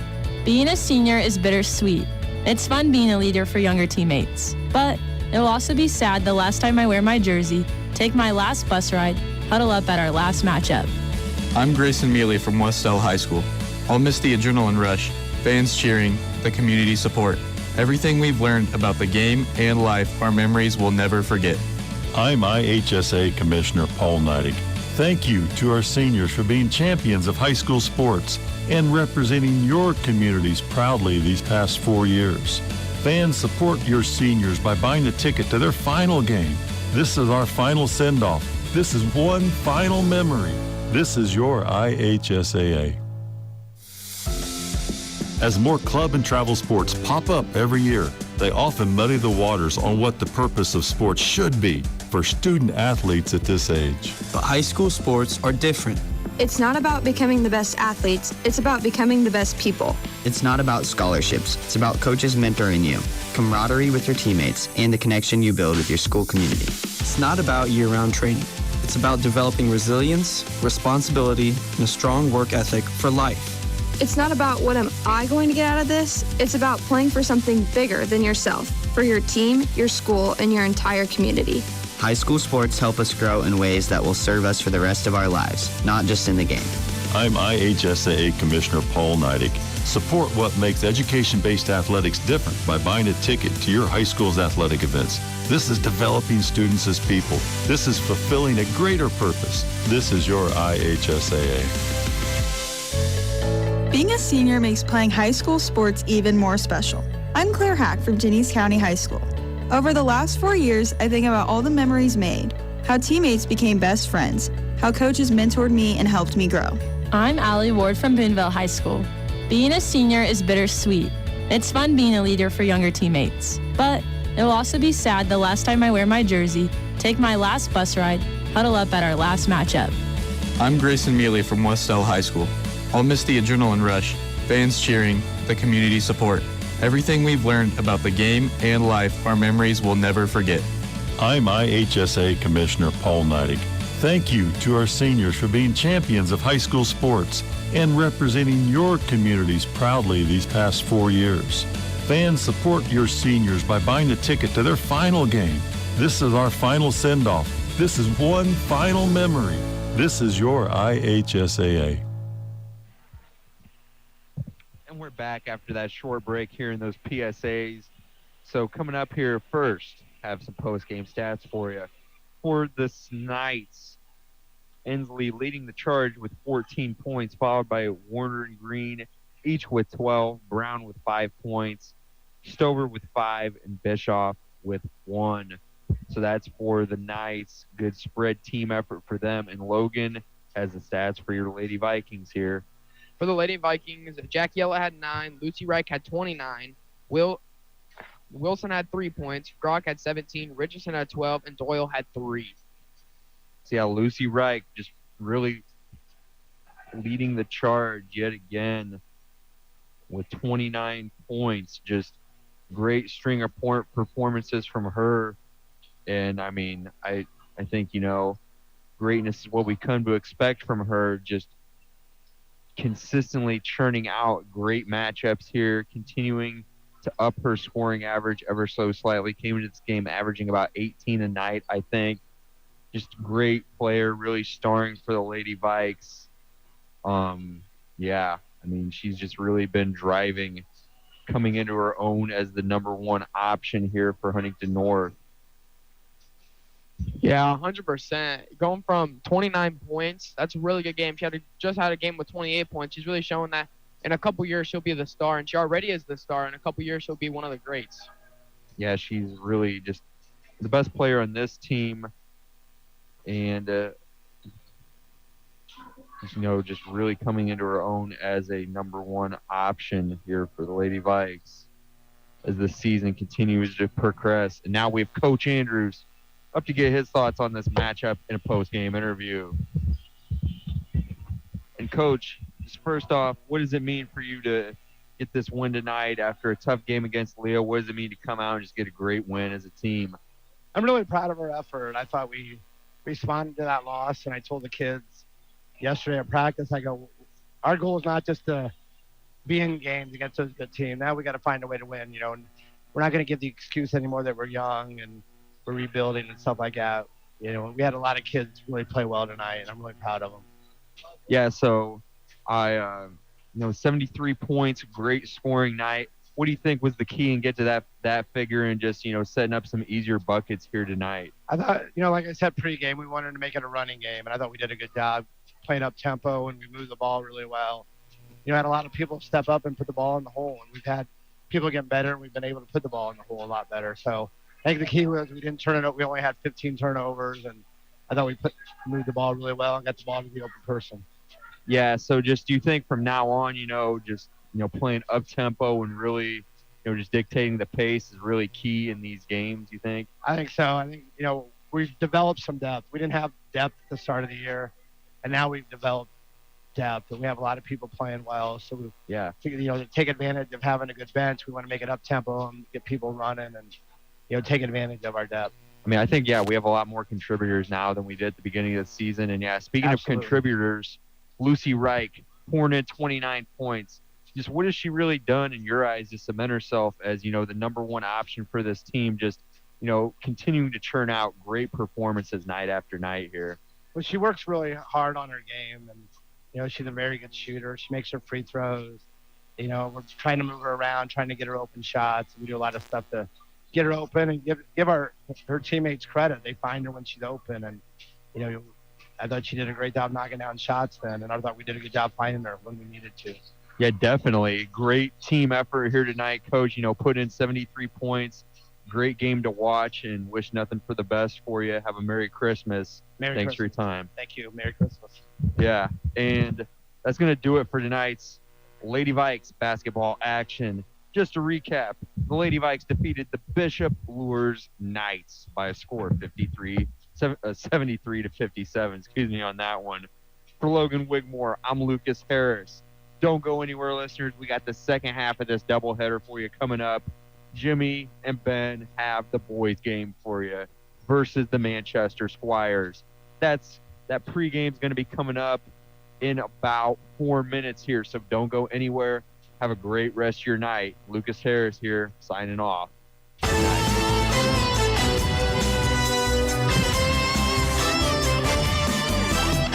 Thank you for tuning in to tonight's broadcast of Huntington North Lady Vikings basketball on Viking Radio 91.9 WVSH. Before we go, we'd like to thank the following sponsors one more time for making tonight's broadcast possible.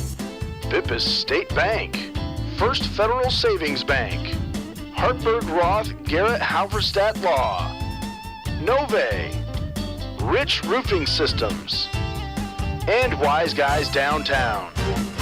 Be sure to tune in all season long for the fast-paced action of Lady Vikings basketball on your Huntington North Sports Authority, Viking Radio, 91.9 WVSH.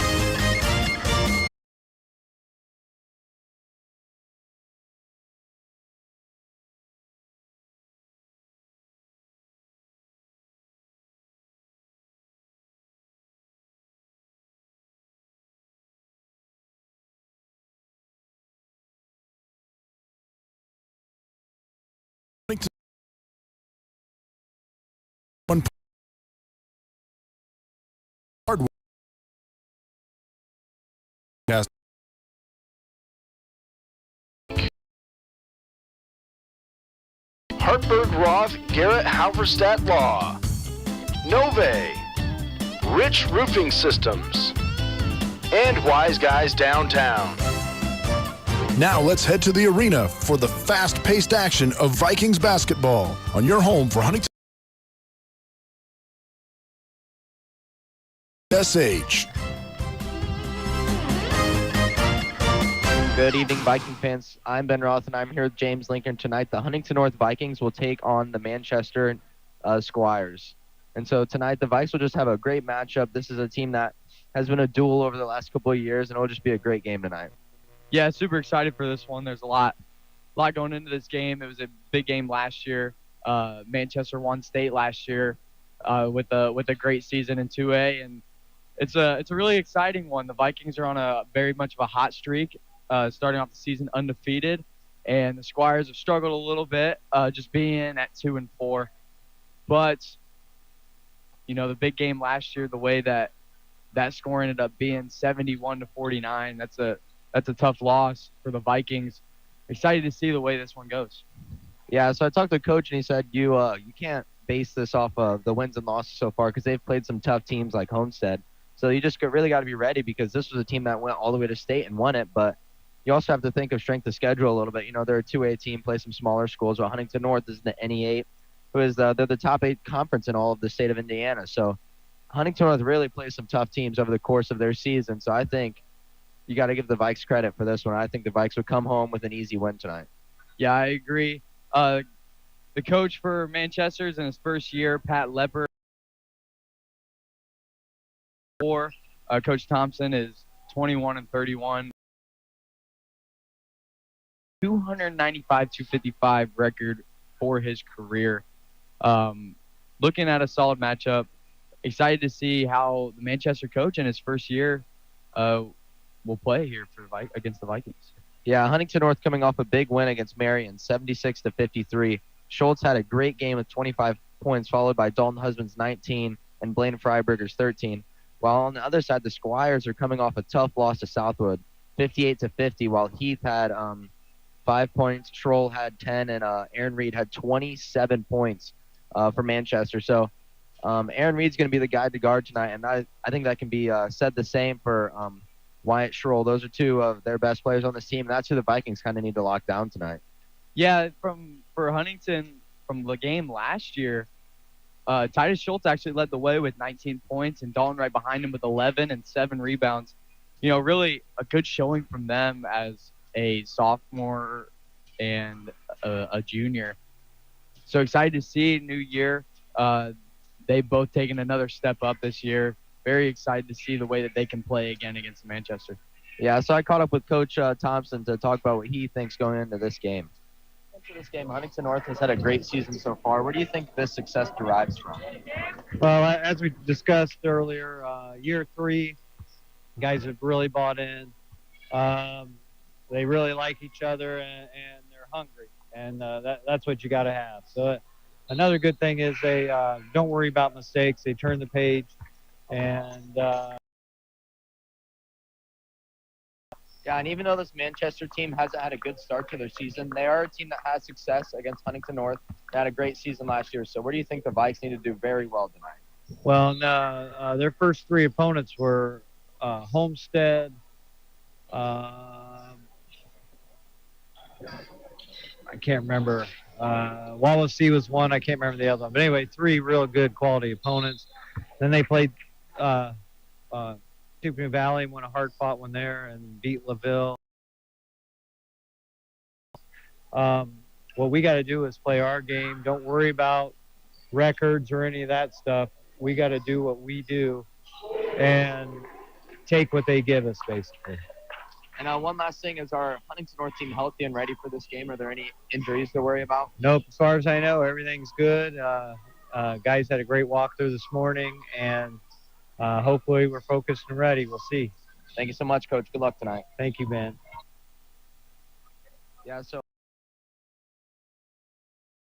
nice battle tonight. They just really are looking forward to this matchup. Huntington North, they're having a standout year so far. They're ranked in the state for their record so far being 4-0, and then they're 31st in the defensive average and 24th in margin. So the Huntington North defense really shuts those other teams' offenses down and just wins by a large margin of points. Yeah, I think the length and speed of the Vikings really gets the better of teams. Even with a team like Marion, who will always have that length and speed as well. It was just tough to keep up with for the Giants. But the Vikings really do a great job getting up and down the floor. They do a great job of hustling. They cause turnovers. The biggest thing for them is also keeping the ball on their side of the court. They do like to turn the ball over, averaging right around 13. But 11 steals per game is a huge, huge number for the Vikings. 2 blocks, really getting that ball back on their side. Very up and down games, very much of a conditioning game.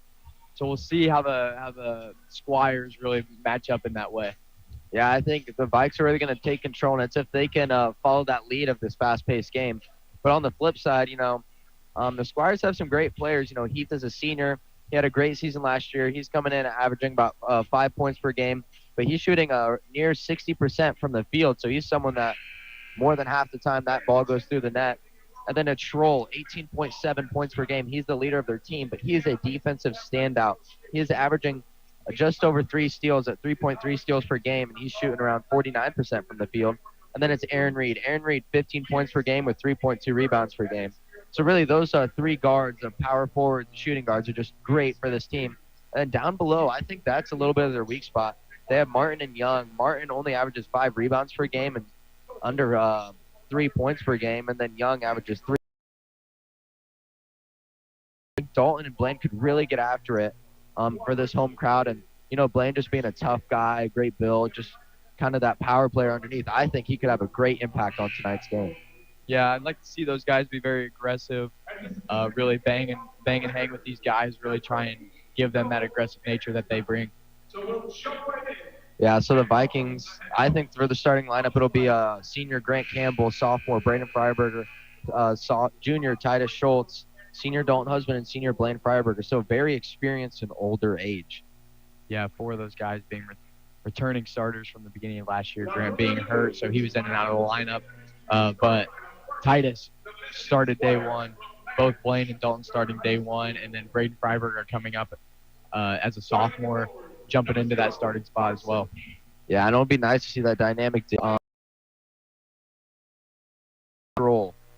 Senior Aaron Reed, senior Dallas Martin, and sophomore Lincoln Young. So some similar. I mean, there's 3 seniors here on the Squires starting lineup, so they have some experience and some height here, as they have a 6'3" guard, 6-foot guard, 6'4" forward, and 6'4" center. So this will be a pretty solid team and a nice matchup for tonight.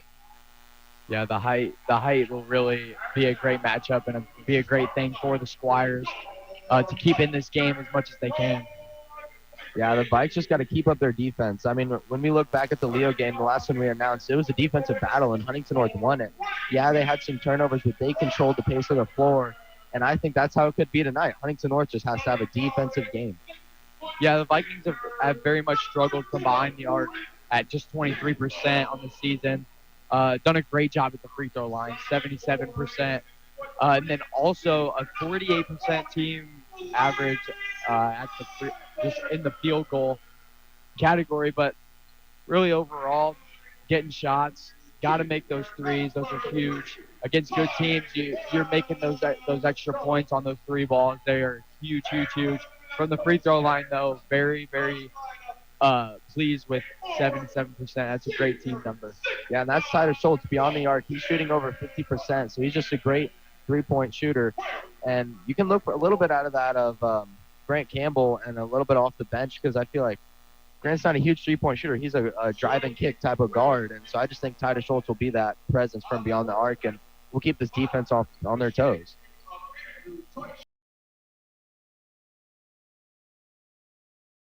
Young versus Dalton Husband to take the tip, 34 versus 34.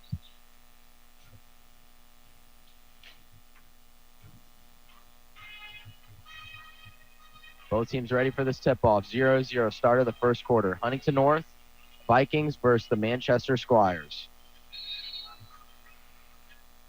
Vikes lose the tip to the Squires as Martin takes the ball and passes behind the Heath. Schroll for the ball. Schroll, top of the key, gets a screen. Schroll hesitates, and it's poked out of bounds. Great defense there out of Titus Schultz. Yeah, great job getting out. Just getting a hand on that one. Going to say Squires ball. Yeah, Squires would take this one.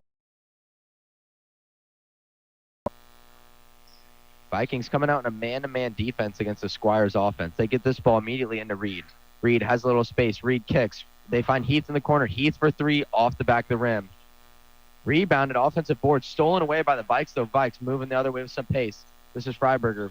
Freiberger loses possession. It's a dive on the ground for Husband. Husband with the hustle as he saves it for the jump ball, and that'll stay on this end for the Vikings. Already starting with the steals there for the Vikings, but again, got to take care of the ball on their end. Yeah, a little mishandle there from Braden Freiberger, but Husband kind of has his back there and gets that ball right back for Huntington North. Freiberger gets it into Husband, who finds Campbell. Out of Schultz as it's off his fingertips, and that'll be going the other way with the Squires. Yeah, very much a lot of potential in that play. Unfortunately, it was a bad pass. Yeah, that just shows the Vikes have already done their film. They came out and ready with a play right off the bat. This is Schroll. Schroll top of the key. Schroll finds Heath on the right wing. Heath spinning, looking for a layup, has to kick it out. This is picked up by Reed. Reed almost has the ball stolen, but he dumps it down, and that is stolen by the Vikes. They're moving it up for some fast break. This is Braden Freiberger. Charge there to send it the other way with their team. Tough charge call. I really thought he was moving a lot. Usually you have to be very, very set on a fast break. It's hard to call the one like that on charge, but going the other way. Yeah, I'm not sure about that one either, but it was a 50-50 call there. This is Schroll. Schroll on the right wing. Kicks it up top. Stolen by the Vikings. That's Titus Schultz for the easy 2-point bucket. Like we said, 3 steals. They're already tallying up for Huntington North as they just have the stellar defense. Huntington North has shown this man-to-man so far. Campbell guarding up on Schroll. Schroll crossing over, shot fakes, looking to get it in the post. Almost another steal there for the Vikes as they get it down below to Reed in the corner for 3. Just off the back of the rim. Offensive. We get another offensive rebound. And it's stolen away by the Vikings here. Campbell on the right wing. Campbell will take a moment to set up this Viking offense. Campbell hesitating up top, waiting for this play to develop. He gets up to Schultz. That's stolen away by Aaron Reed for the easy 2-point bucket on the other end. Vikes just got to take care of that basketball. It looks like the Squires are coming here in a full court press. Vikes get it up with no problem at all as Schultz tries to dump it down to Husband. Husband finds Freiberger cutting. He shoots the floater. Just off, rebounded by Martin. Martin has the ball for the Squires. He'll take it up the court. Martin gets it off to Aaron Reed. Reed sizing up Titus Schultz, looking to make a move here. Reed backing up, looking to get a screen. Crosses it the other way, hands it off to Heath. The Squire offense struggling to get any paint penetration here. Vikings doing a great job. That's yet another turnover and Viking steal. They get it up to Husband. Husband off the back of the rim, rebounded by Manchester. Man, that was a great move by Dalton. Just could not get the finish with the left. You know, even though the score is 2-2, Huntington North has been. Huntington North still staying with this man-to-man. Reed passes that one up to Schroll. Schroll crossing over, getting into the paint, shoots a floater, doesn't get it to go. Gets his own rebound and draws the foul there, so he'll have 2 from the line. Vikings really need to start boxing out on this defensive end. Manchester already with.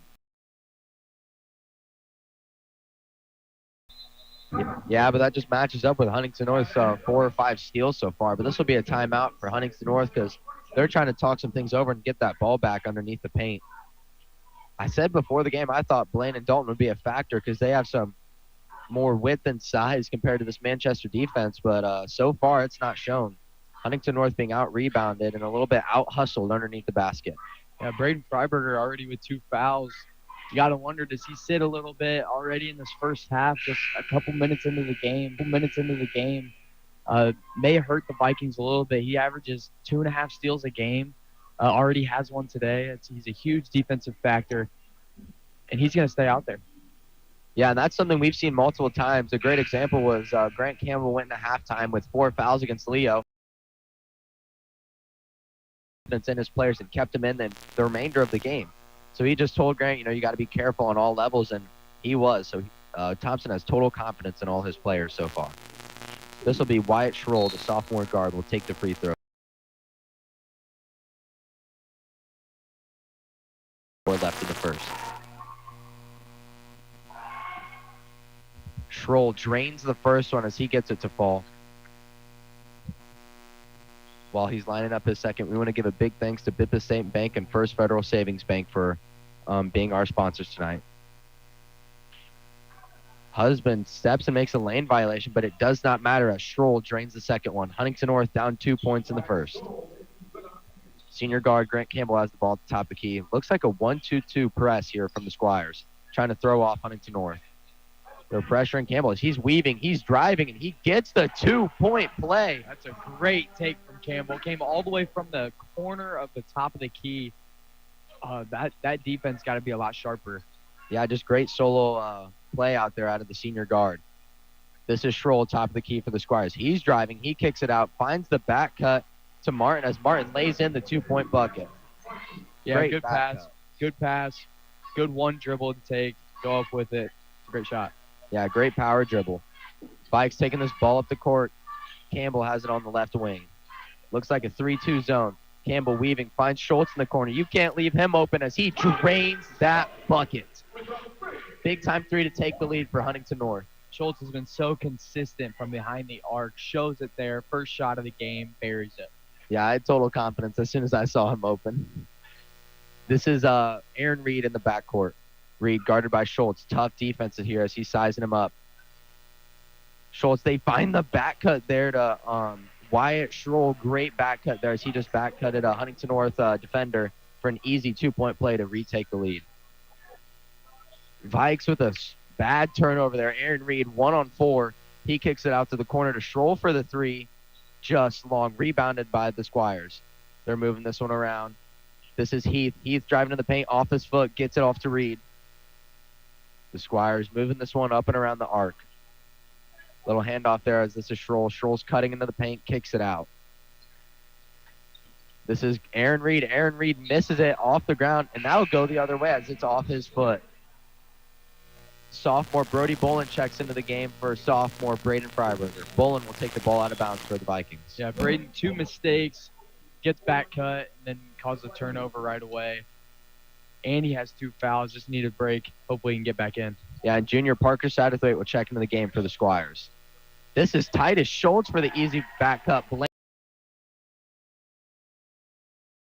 Viking offense just getting started. And Blaine Freiberger has some nice passes that I've seen. That was a phenomenal play by him.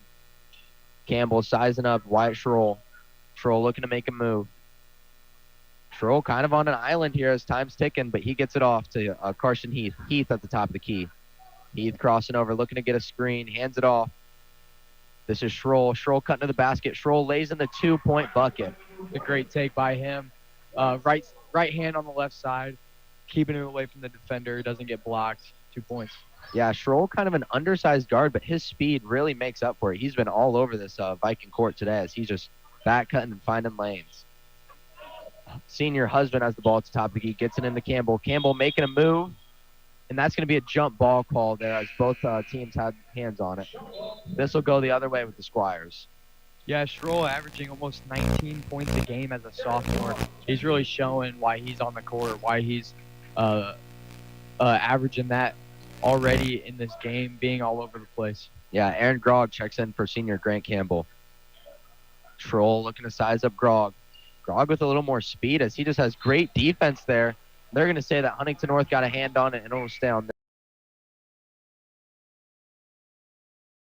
their end of the baseline. Yeah, I'd like to see Grog really kind of lock up on Schroll here. He's a great defender. Got to keep on him. Got to keep pressure. Yeah, Squires get the ball in to Parker Satterthwaite, former Huntington North athlete. Satterthwaite looking for a Aaron Reed. Reed has the ball at the top of the key. Reed looking to make a move, cutting down the paint. T-cuts, passes it out to Schroll. Schroll for 3. Gets it to go. Squires with the 4-point lead, 13 to the Vikings 9. 1:36 left in the first. Grog gets it up to Schultz. Schultz cutting through the paint. Schultz weaving, and he gets it stripped away by Schroll. Schroll going the other way. Caught up by Grog, though, as he stops him, and he turns the ball over.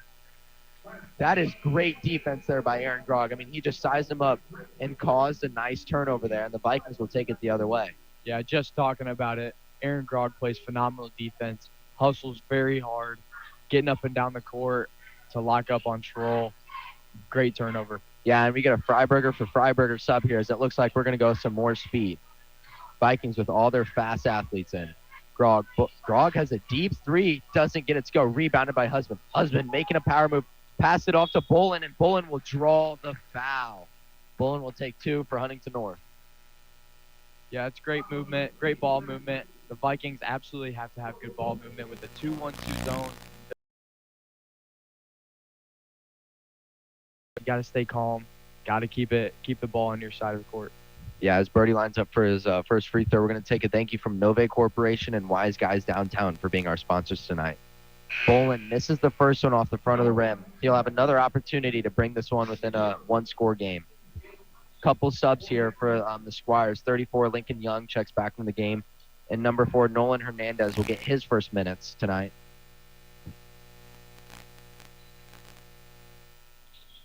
Bolin gets the second one to fall, so it's a one-score game. Huntington North down 3 points to the Squires. A minute left in the first. This is Schroll. Schroll is being full court pressed one-on-one by Aaron Grog. Aaron forcing him off to the right as he gets the turnover. Great defense there out of Aaron Grog and the foul. That is impressive. I'll talk about it all night. Aaron Grog very much has impressed me this year with his defense, playing very their best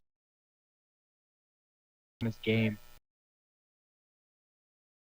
Yeah, that's just like in football, one-on-one. I mean, he really just took him. He was on an island, and that was Grog's island tonight. Husband making a move in the paint, and he gets the and one bucket to build off of that last steal. Big power dribble, big take, put the ball in the basket. Game up at 13, 44.4 left in the first. Husband gets the first one to go, and so this will be 13-13. Vikings tie it. Aaron Reed pressed up by Titus Schultz. Reed passes this one off to Schroll. Schroll passes this one up to Martin. They're just struggling to get it down in the paint, and that's going to be a foul of Lincoln Young as he got the ball in the high post. So Vikings need to stop here as they'll take this one out of bounds. You know, the Vikings just doing a great job, but I think a little bit of uncertainty when there's transition here. Wyatt Schroll has the ball at the top of the key. Schroll passes that one off to Hernandez. Hernandez finds Reed in the corner for 3. Doesn't fall. Offensive rebound as it goes up, and it is picked up by Bolin on the other end as there's a missed layup. Schultz moving with some pace down the left side. Schultz regains his possession and has it at the top of the key. The Vikes looking to set up a set here with 6 seconds left. They get it to Husband. Husband making a last-second move. He pounds it in for the 2 right before the buzzer. Huntington North 15, Squires 13 at the end of the first. Yeah, a little bit of a broken play at the end there. Usually what they try and do is get a one-on-one situation with their best player and Titus Schultz. Miscommunication, not the greatest pass, fell right into Dalton Husband's hand, and he made the most of it. Yeah, Vikings just did a great job making the most out of that opportunity to go ahead right before the end, and Vikes, again, just doing a great job. Huntington North defense has been pretty sound on the other end, just some small mistakes here on offensive rebounds. I think that's the only thing I've seen tonight that the Vikings need to work on. Yeah, just a 3-3 on the fouls for each team. Really, for the Vikings, it's Braden Freiberger's got 2 and Dalton Husband with 1. They got to keep certain guys out of foul trouble. So far, that's happened. Keeping guys in and out, subbing, getting minutes, getting fresh legs is going to be huge for the Vikings. With usually it's them bringing the pressure, them bringing that fast pace, fast break type of play. And tonight it's the Squires as well. They're really embracing that play style too and getting up and down the court and playing hard just like we said they needed to. Yeah, I think that's something the Huntington North Vikes didn't really take into account. They're more lengthy and speed than they are size, so people like Dalton Husband or Blaine Freiberger could really struggle, or even guards like Titus Schultz, because they just don't have that quite yet speed. But so far they're doing a pretty good job, obviously. Huntington North up 2 points as they just look to attack and gain more. Huntington North had the last possession, so they'll take the ball outside at half court. Grog sizing up Schroll. Grog passes that one off. They kept the same people out in the court. That's Schultz in the corner, and he dribbles it in and out. Rebounded by Freiberger for the easy 2-point bucket. There's those offensive rebounds we were talking about. Yeah, Braden Freiberger leads the team, averaging 6.5 rebounds a game. Sorry, second on the team. But those offensive rebounds are huge. Yeah, Aaron Reed sizing up Titus Schultz as he gets a screen. Reed looking to get around as he finds Schroll on the high post. Schroll passes this one out to Martin. Martin struggling against Grog. Grog with almost another steal. Grog with some great defense here, but he hands it off to Schroll, and Schroll kind of get this under control for the Squires. Schroll kicks it out to Reed. Reed for three. It is blocked there by Husband, and that'll stay on this end as Schultz touched it last before it fell out of bounds. Great defense out of Dalton Husband as he just denied that three-point shot. Yeah, really got up for that one. Went and got it. Got a fingertip on it. The Squires playing a lot of drive-in kick action. Not much of a offensive set out of them. Yeah, they just have one sort of plan that's not working in their favor yet as they turn this one out of bounds. So Huntington North will get another opportunity. Yeah, I don't think anybody ever touched that ball, so it's going to go right back under the basket. A lot going on here for the Vikings. Just got to hope that they can not be too aggressive, but also right in their area, play their game. Yeah, Aaron Grog has the ball and dumps it off to Dalton Husband at the top of the key. Husband finds Bullen at the high post. He's looking to dump it down. Gets it to Freiberger for the three-pointer. Doesn't fall. Rebounded by the Squires. Great kind of move there as Aaron Reed was falling out of bounds. He tossed it back in to Carson Heath, and Heath will take this the other way. Lincoln Young looking to has the pressure was on there out of Dalton Husband. Great defense. Yeah, held the ball for a long time. Must have thought the ball got tipped out of his hands or just put it back down on the ground. Yeah, with that mistake, junior Parker Satterthwaite will check into the game for Carson Heath. I'm sorry, Dallas Martin. Grog has the ball at the top to keep. Braden Freiberger as he dumps it down to Bolin for the 2-point bucket. We've been seeing that more and more out of this Huntington North offense as this lob from about the half court down underneath the post. Yeah, there is a set play for that they have. They can do it for just about anybody with that length and that. Handsy there as he committed a foul. And I believe it'll be Grant Campbell will check in for Titus Schultz, actually. So we'll get a different point guard bringing up the court. But Aaron Grog still trying to do that one-on-one with Wyatt Schroll here. Aaron Reed pressed up by Grant Campbell as he tips it. Aaron Reed sizing up Campbell. He spins, looking to drive into the paint. And that is going to be a block or a pushing foul out of Grant Campbell there as he just got a little bit handsy there as Reed was trying to drive into the paint. Very much a tough call there from the refs, but very hard defense, very aggressive play from the Squires. It's going to draw fouls both ways. Yeah, and great coachability out of Grant Campbell as he immediately went to the bench, talked to his coach, and got right back into the play. This is Schroll. Schroll making a move, passes this one up to Young. Young guard it over as this is Bolin going the other way. Bolin makes a move, and he is denied. Wow. Carson Heath soared through the air and denied that bucket by Brody Bolin, and it hit Brody Bolin's leg last. So this will be Squires' ball. Can't believe how high he just got to block that ball. That was unreal. Yeah, that was a great feat of athleticism as the Squires will turn around and take second quarter. Huntington North 19, Squires 13, 5:46 left in the first. I want to give a thank you to Rich Roofing Systems and Hartberg Roth, Garrett Haverstadt, Garrett Law. Yeah, Huntington North doing a great job on the defensive end. You know, offensive rebounds hurt them early, but they've got that under control a little bit. They're doing a better job, which shows that it's really showing because the Squires have gone scoreless so far. First quarter, and now still sitting at 13. The Vikings have only scored 4 in this quarter. A lot up and down. You know, we talked about it. The turnovers and the steals, it's just going to keep happening.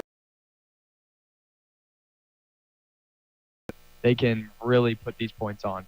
Yeah, after the Squires time. Full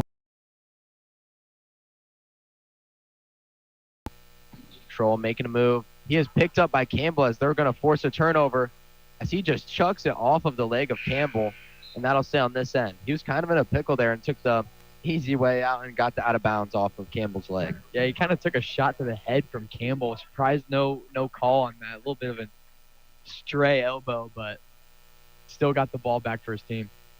Yeah, just a high IQ move there. And we saw something out of Campbell in the Leo game when he was in a situation quite like that and took a timeout. So there's really two options when you're stuck in that situation. Reed looking to drive this one in the paint. Heavy defense here by Campbell. Reed making a move, and it's off the forehead of Lincoln Young, and this will go the other way with Huntington North. Bolin barely saves that ball, and this will maintain Huntington North. Huntington North getting into position. They get it up to Campbell. Campbell for three, just off the front of the rim. Rebounded by, wow, great defense there by Bolin as he poked it out, but that's still going to be Squires' ball. Reed looking to go in the paint. Reed off the side of the backboard, and so that'll be Huntington North ball. I haven't seen that yet this year. You know, it may have been blocked by Freiberger. I guess we're not close enough to tell, but off the side of the backboard, and it's going to be out of bounds for Vikings. I think it almost could have been a foul. I don't think he got a part of it, but it was a no foul call, and it just hit the side of the backboard. Campbell has the ball on the right wing for the Huntington North Vikings. Campbell passes it up to Grog. Huntington North moving this one up around the arc, setting up their offensive set. Huntington North dumps it down to Freiberger as it's almost tipped.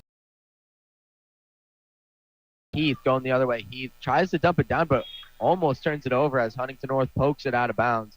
That'll stay on this end for the Squires. Yeah, great hustle by Grant Campbell to get back and poke that ball away to prevent the fast break points. A 3-2 zone kind of shifting around almost into a 2-3 as well, just going kind of back and forth from the Squires, putting a little bit of different pressure. They're playing a lot of different defense today. Yeah, Huntington North. Martin at the top of the key for the three out of the big man, but he misses that one. Gets it. Block 3-pointers.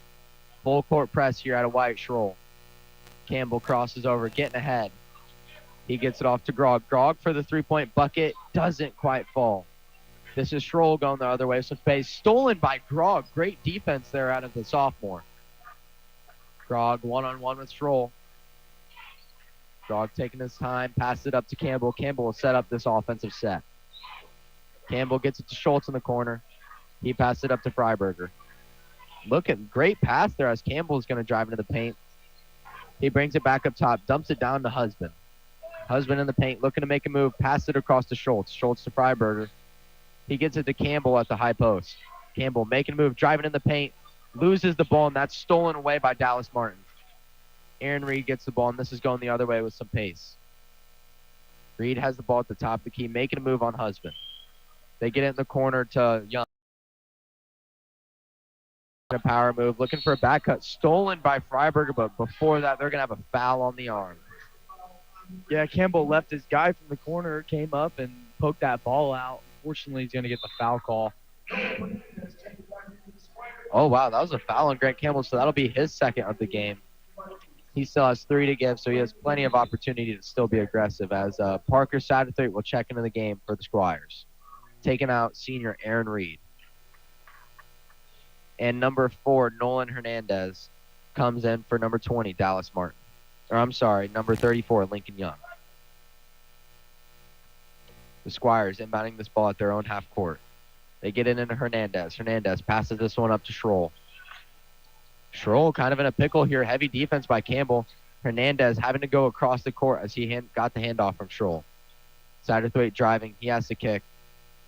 Kicks it to Heath. Heath with the acrobatic layup as he just went up and under there for the 2-point bucket. He's shown off his athleticism early in this game. Going to cause a timeout from the Vikings, but Heath has been very much all over the place, getting up and down, literally jumping out of the gym right now for these 2-point buckets and even those blocks earlier. Yeah, so Huntington North will take a timeout here to talk some things over. Huntington North 19, the Squires 15. 2:46 left before the halftime. Yeah, Huntington North, it's kind of all over the place, ups and downs so far. They've done great defense, great bad defense, great offense, bad offense. So Kind of a bipolar offense so far, or bipolar just team so far for Huntington North. Yeah, been very back and forth on this court for both sides.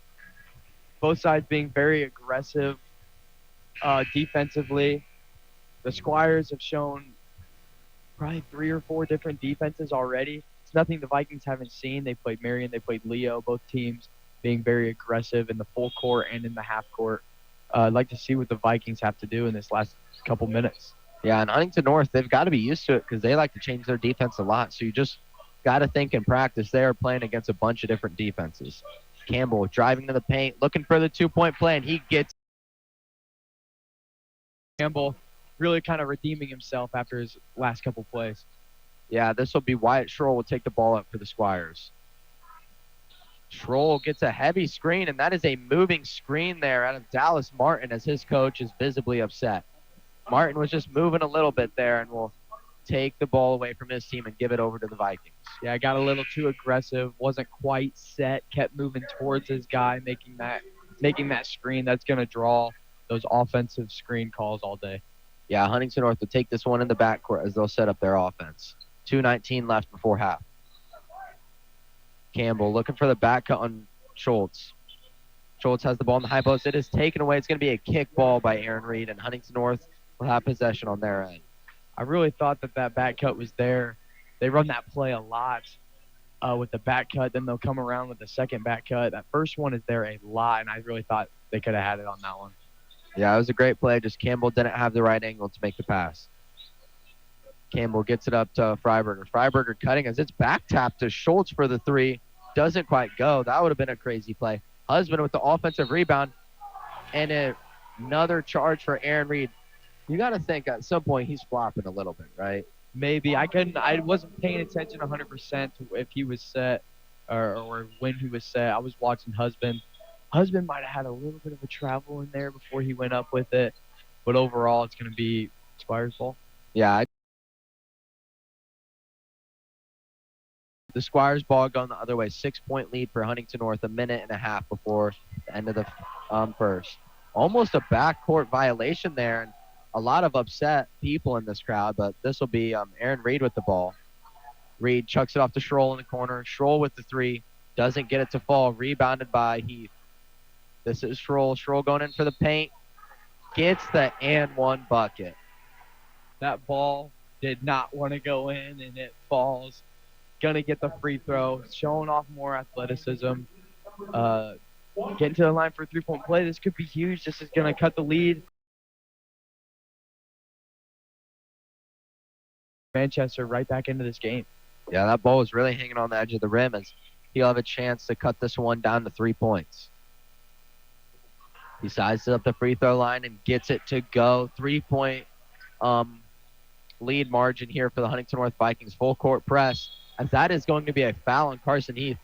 That's a great way to sell it. Campbell was just kind of pushing into him and pushing into the defender and drew that foul. Posting him up from 3-quarter court. Yeah, that was pretty crazy to watch, but he drew the foul, and Huntington North will have another opportunity to inbound this ball. They get this ball into Brody Bolin. Bolin on the right side of the court. He doesn't want to cross half court because he knows that trap will be there. They get it into Schultz. Schultz sees an open paint, and he lays in the easy 2-point bucket there. Great defense, great offense there by Ty. And it's going to be a double dribble. Finally, the Viking fans get what they've been asking for. There's been a lot of upset people in this crowd, and they finally get that double dribble. Looked like more of a carry, but really late call coming from the ref on that side. He was a little low, had to come back up. Might have heard the crowd reaction a little bit and had to call it. Yeah, Vikes inbound this ball. Campbell at the top of the key, guarded by Wyatt Schroll. Campbell passes this one off to Schultz. Huntington North setting up their set. 55 seconds left before halftime. Huntington North with a 5-point lead. Bolin with the little mid-range. He doesn't get it to fall. That is tipped out of bounds, and that'll stay on this end for Huntington North. Lincoln Young will check back into the game as he will check out Parker Satterthwaite. Vikings looking to set up their out-of-bounds set underneath. Bolin will take the ball out of bounds. Bolin passes it into Campbell. Campbell driving. Campbell loses it, and it'll stay on this end as it was poked out by a Squire.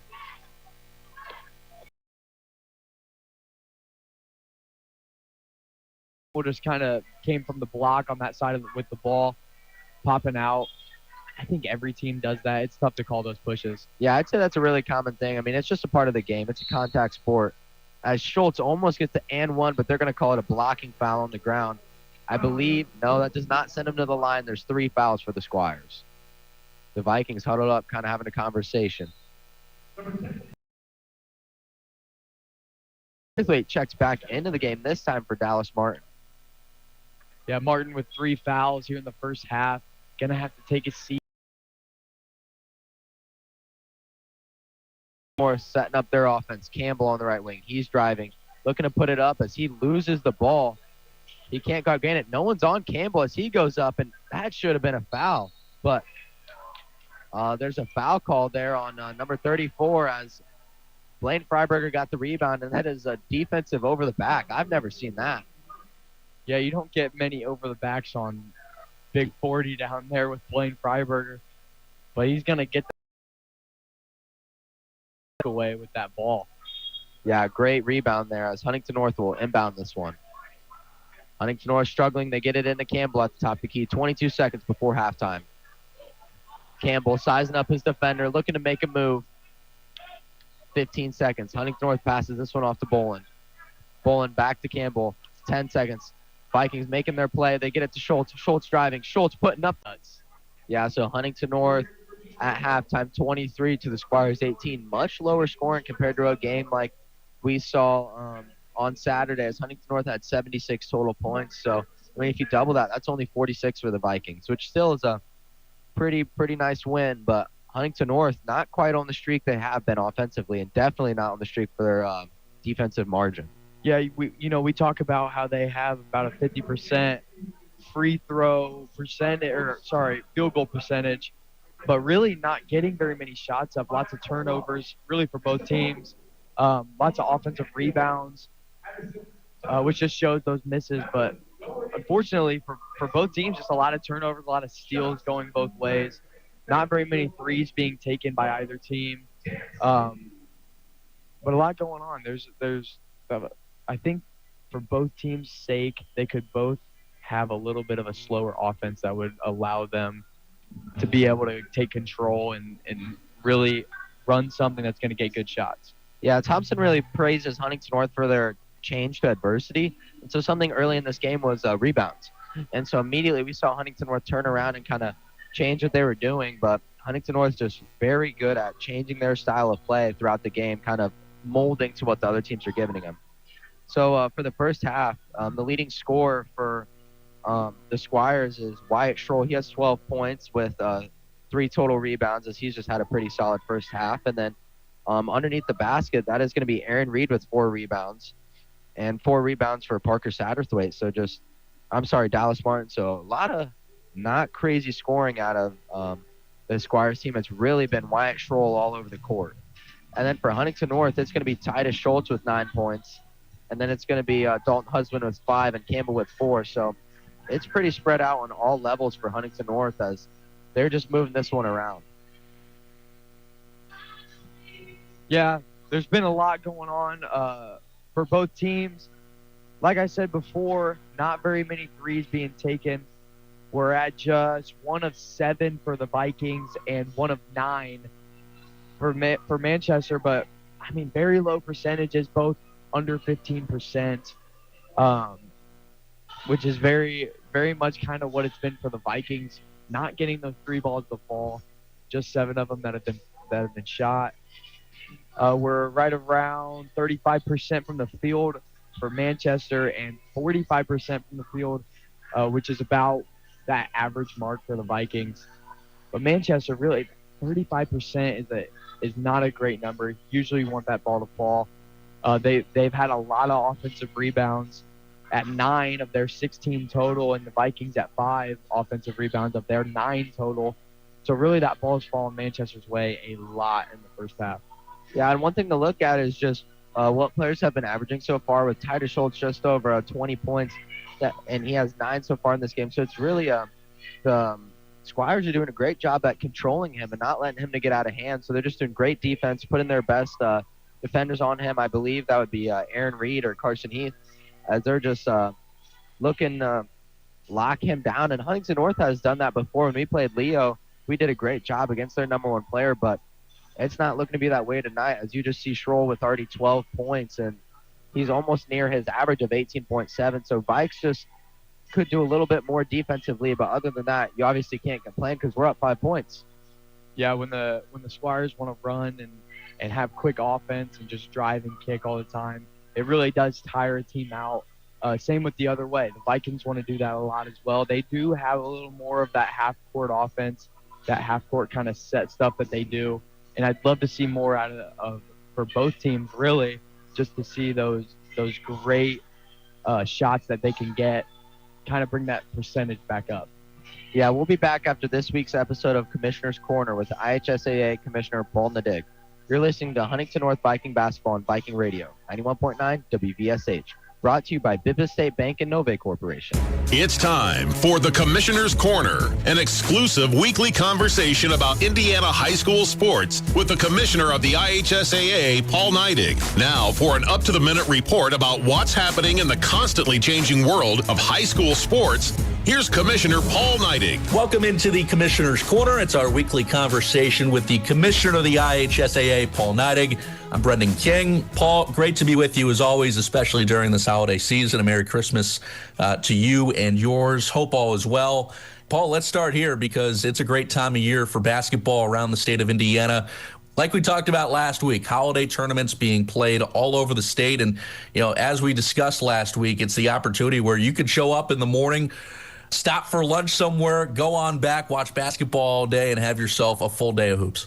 Yeah, you can. And again, it's just such a fun time of the year. I think back a couple years ago, I couldn't get my wife to go with me on all these ventures, but I had mapped out where I could have watched like 57 different games over the New Year's and traveling around the state. Now, that's going to be on my bucket list to do someday because I think I just would love to see how many games I can watch in that period of time. But I'll have to find some basketball junkies to travel with me and do that one. You have to take the Guinness World Record people and see if you can break a record around the state. And, if, of course, after we get done with the holidays, we're about to get back into state championship season with girls and boys wrestling well underway. And, girls wrestling, Paul, that's a tournament that's going to start right after the new year. Yeah, January 3rd, girls wrestling. They've been wrestling for a couple months now. And we get into the new year, and then here we go. We got wrestling tournament, and we'll finish. That's a 3-week tournament that ends the middle of January at the Coliseum at the fairgrounds. And again, if you haven't gone out and watched girls wrestling, this is our second tournament. Those young ladies are, well, first of all, they're epitome of student athletes, but they do a phenomenal job, and the quality of wrestling in this state is phenomenal. And it's not just that as well. Boys and girls swimming is also busy. What else is happening right after the new year kicks? Well, yeah, we kick. We start our quest for boys and girls swimming state tournaments, and obviously, Carmel girls and their boys teams are very quality, and they're going to work to continue their streak of successive state championships. But we got a lot of other kids that are running, that are working really hard, trying to get better, and to see what they do. And we're going to finish at one of the finest swimming facilities in the state at the natatorium on the campus of IUPUI. And I don't think a lot of people realize how incredible facilities are that our kids get to compete for state championships. And then right around that corner is boys wrestling. And so it's coming, and then girls basketball, and we're going to finish this winter season off with boys basketball. So here we go. We're going to have to get ready again, and we're doing that, and our tournaments are ready to roll, and we're going to celebrate a lot of state championships here. Well, I think you sum it up, the finest facilities, and that's every single sport that kids in the state get a chance to play in, no matter what the sport is: football, basketball, baseball, swimming, wrestling, you name it. They're getting an opportunity to perform in the nicest of facilities. And, that's old sports, new sports that have been around a long time, and a sport that, continues to grow as we go in this state, Paul, is girls flag football. And, I know that you guys at the IHSAA and the Colts have been adamant about building this and helping out schools, building programs. And now you're getting to a point, Paul, where next year you're going to have, nearly 100 teams in this state playing girls flag football? Yeah, we're scheduled right now to have in excess of 100 teams, and I think that's going to continue to grow. There are more teams coming on all the time. Once again, it's one of those phenomenal partnerships that we are blessed to have here in Indiana, and the Colts have done a great job of growing girls flag football, and the NFL in general has done that, but the Colts have really taken an approach, and they've spent significant dollars in grants to schools to be able to get over 100 schools, and here we are. We're going to operate in an emerging status for one more year, but I think girls flag football is well on its way to becoming a recognized sport. And if you get a chance to go out and watch some girls flag football, you're going to be hooked pretty quick because it's a phenomenal game, and the skill set that these young ladies bring to the field is just phenomenal. And, you know, I think a lot of folks in my age bracket grew up with a powder puff football game on some Saturday at a football game. This isn't what we're talking about. This is practicing every day. This is getting better. This is competing with your teammates in a highly competitive environment, and girls flag is on its way, and so we're excited about that. That's Paul Neidig. I'm Brendan King. This is the Commissioner's Corner. Paul, a Merry Christmas to you and yours, and we'll talk to you next week. Merry Christmas, Brendan. Thanks for listening to the Commissioner's Corner with IHSAA Commissioner Paul Neidig, and thank you for your continued support of the high schools in your community. Welcome back, listeners. I'm Ben Roth, and I'm here with James Lincoln. Tonight, the Huntington North Vikings are taking on the Manchester Squires in a Huntington North matchup in NE8 Arena. Huntington North is leading 23 to the Squires 18, so they're kind of had a great first half, but it's not what we expected out of Huntington North, as they were projected to kind of double their score. Yeah, just 23 points in the first half for the Vikings. Yeah, we were looking more at like a 30, 35 point first half, but really just not getting those shots up. They're getting them to fall just at right around 45%, but got to get those shots up, got to take care of the basketball, keep playing great defense. They really have played great defense, getting a lot of steals. Just already at a lot of 4 steals already on the day for Manchester, and 9 steals from the Vikings. Very much a great showing already defensively, but got to keep the ball out of Wyatt Scroll's hands. He has done a dominating job with already 12 points in the first half. Yeah, and one thing we talked about in the first half was offensive rebounds. You just look at the Manchester had 9, so Vikings just looking to do more down below. Manchester gets the ball at half as they inbound it to Wyatt Schroll. Schroll at the top of the key. Schroll driving to the basket as he shoots a little floater, doesn't get it to fall though. Campbell going the other way with some pace. He's moving up the court quickly. Campbell moving down the left side of the lane. He's powering underneath, shoots the over the top, doesn't get it to go. And that's off the hands of Schroll, and Schroll will lose it out of bounds. Kind of a gift there for Huntington North as they get an opportunity, a little early Christmas present. Yeah, I thought it was a good take. Got one-on-one underneath the basket in the paint for Campbell, and he had the size, just back turn, couldn't get it up on a good angle. Yeah, Campbell will get this inbounded ball and has it at the top of the key. Campbell moving down to the paint. He passes this one out to Freiberger. Freiberger to Freiberger, and it's a turnover there. This is Heath going the other way. Heath looking to slam it down as he misses the dunk. Didn't quite jump on that one. Something happened with his footwork. Yeah, so Campbell has this ball at the top of the key, and that's going to be a foul out of Heath because he's a little bit frustrated. Yeah, I couldn't really tell what happened. Looked like a ankle roll, a foot. I don't know. He just couldn't quite get his footing right, really, because he's been jumping all over the place in the first half. Really thought he was going to get one down there for a second. Yep, just not quite enough as Vikings will take that opportunity on the other end and try to capitalize on it. They get this one into Freiberger. He makes a move in the paint, gets the foul call there. That's 2 fouls within the first minute. The Squires need to be careful here. Huntington North will have an opportunity to shoot on the free throw line. Vikings 23, Squires 18, 7:04 left in the third. Yeah, really tough not to foul a guy like Blaine Freiberger when he's underneath one-on-one. Yeah, and a lot of times he's creating that contact, so you try and push back, and it just doesn't work in your favor. Freiberger misses that first one. As he's lining up for the second, we want to give a thank you to First Federal Savings Bank and Rich Roofing Systems. Yeah, 3 fouls already for Carson Heath right to start this third quarter. Might see him take a little time to conserve himself. Yeah, the Squires have possession here as they take it up at half court. This is Schroll. Schroll passing it out to Reed for the three, and he finally gets one to go. He puts up a little celebration, but I believe he's 1 of 5. So Campbell passes it up to Schultz.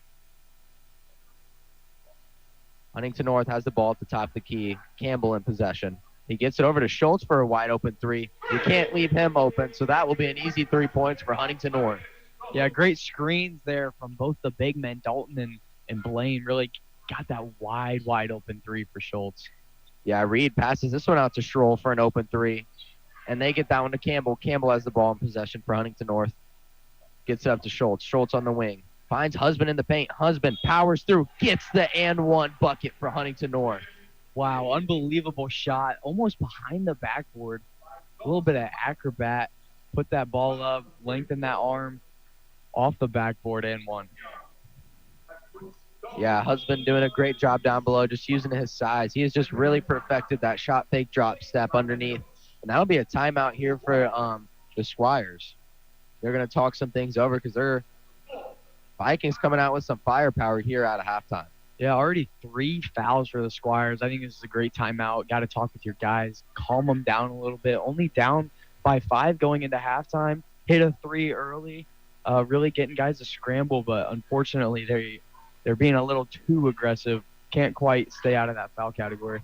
Yeah, that's just something I think in the locker room coach is like, we got to be aggressive, and it just hasn't worked to their favor so far. It's giving Huntington North opportunity at the free throw line, and so they just got to capitalize on those free throws and do a great job because Huntington North, they're fouling the right guys. I mean, when you foul a big man, he's not usually going to make that free throw, but it's just those beyond the arc ones. Like, you can't foul a Titus Schultz who's 17 of 19 on the season, as he just does a great job at the charity stripe.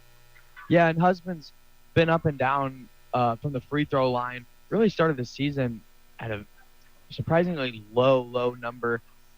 But he's gotten that back up to a 64%. That's a good number from him. Made a lot of free throws in that Marion game. This and one is huge. This has the potential to put the Vikings up by 9. Yeah, Huntington North looking to capitalize and make this a 3-score game here. Senior Dalton Husband will line up at the free throw line to take this and one bucket up to 3 points. Husband drains the bucket, and Huntington North 30, Manchester 21, 6:14 left in the third quarter.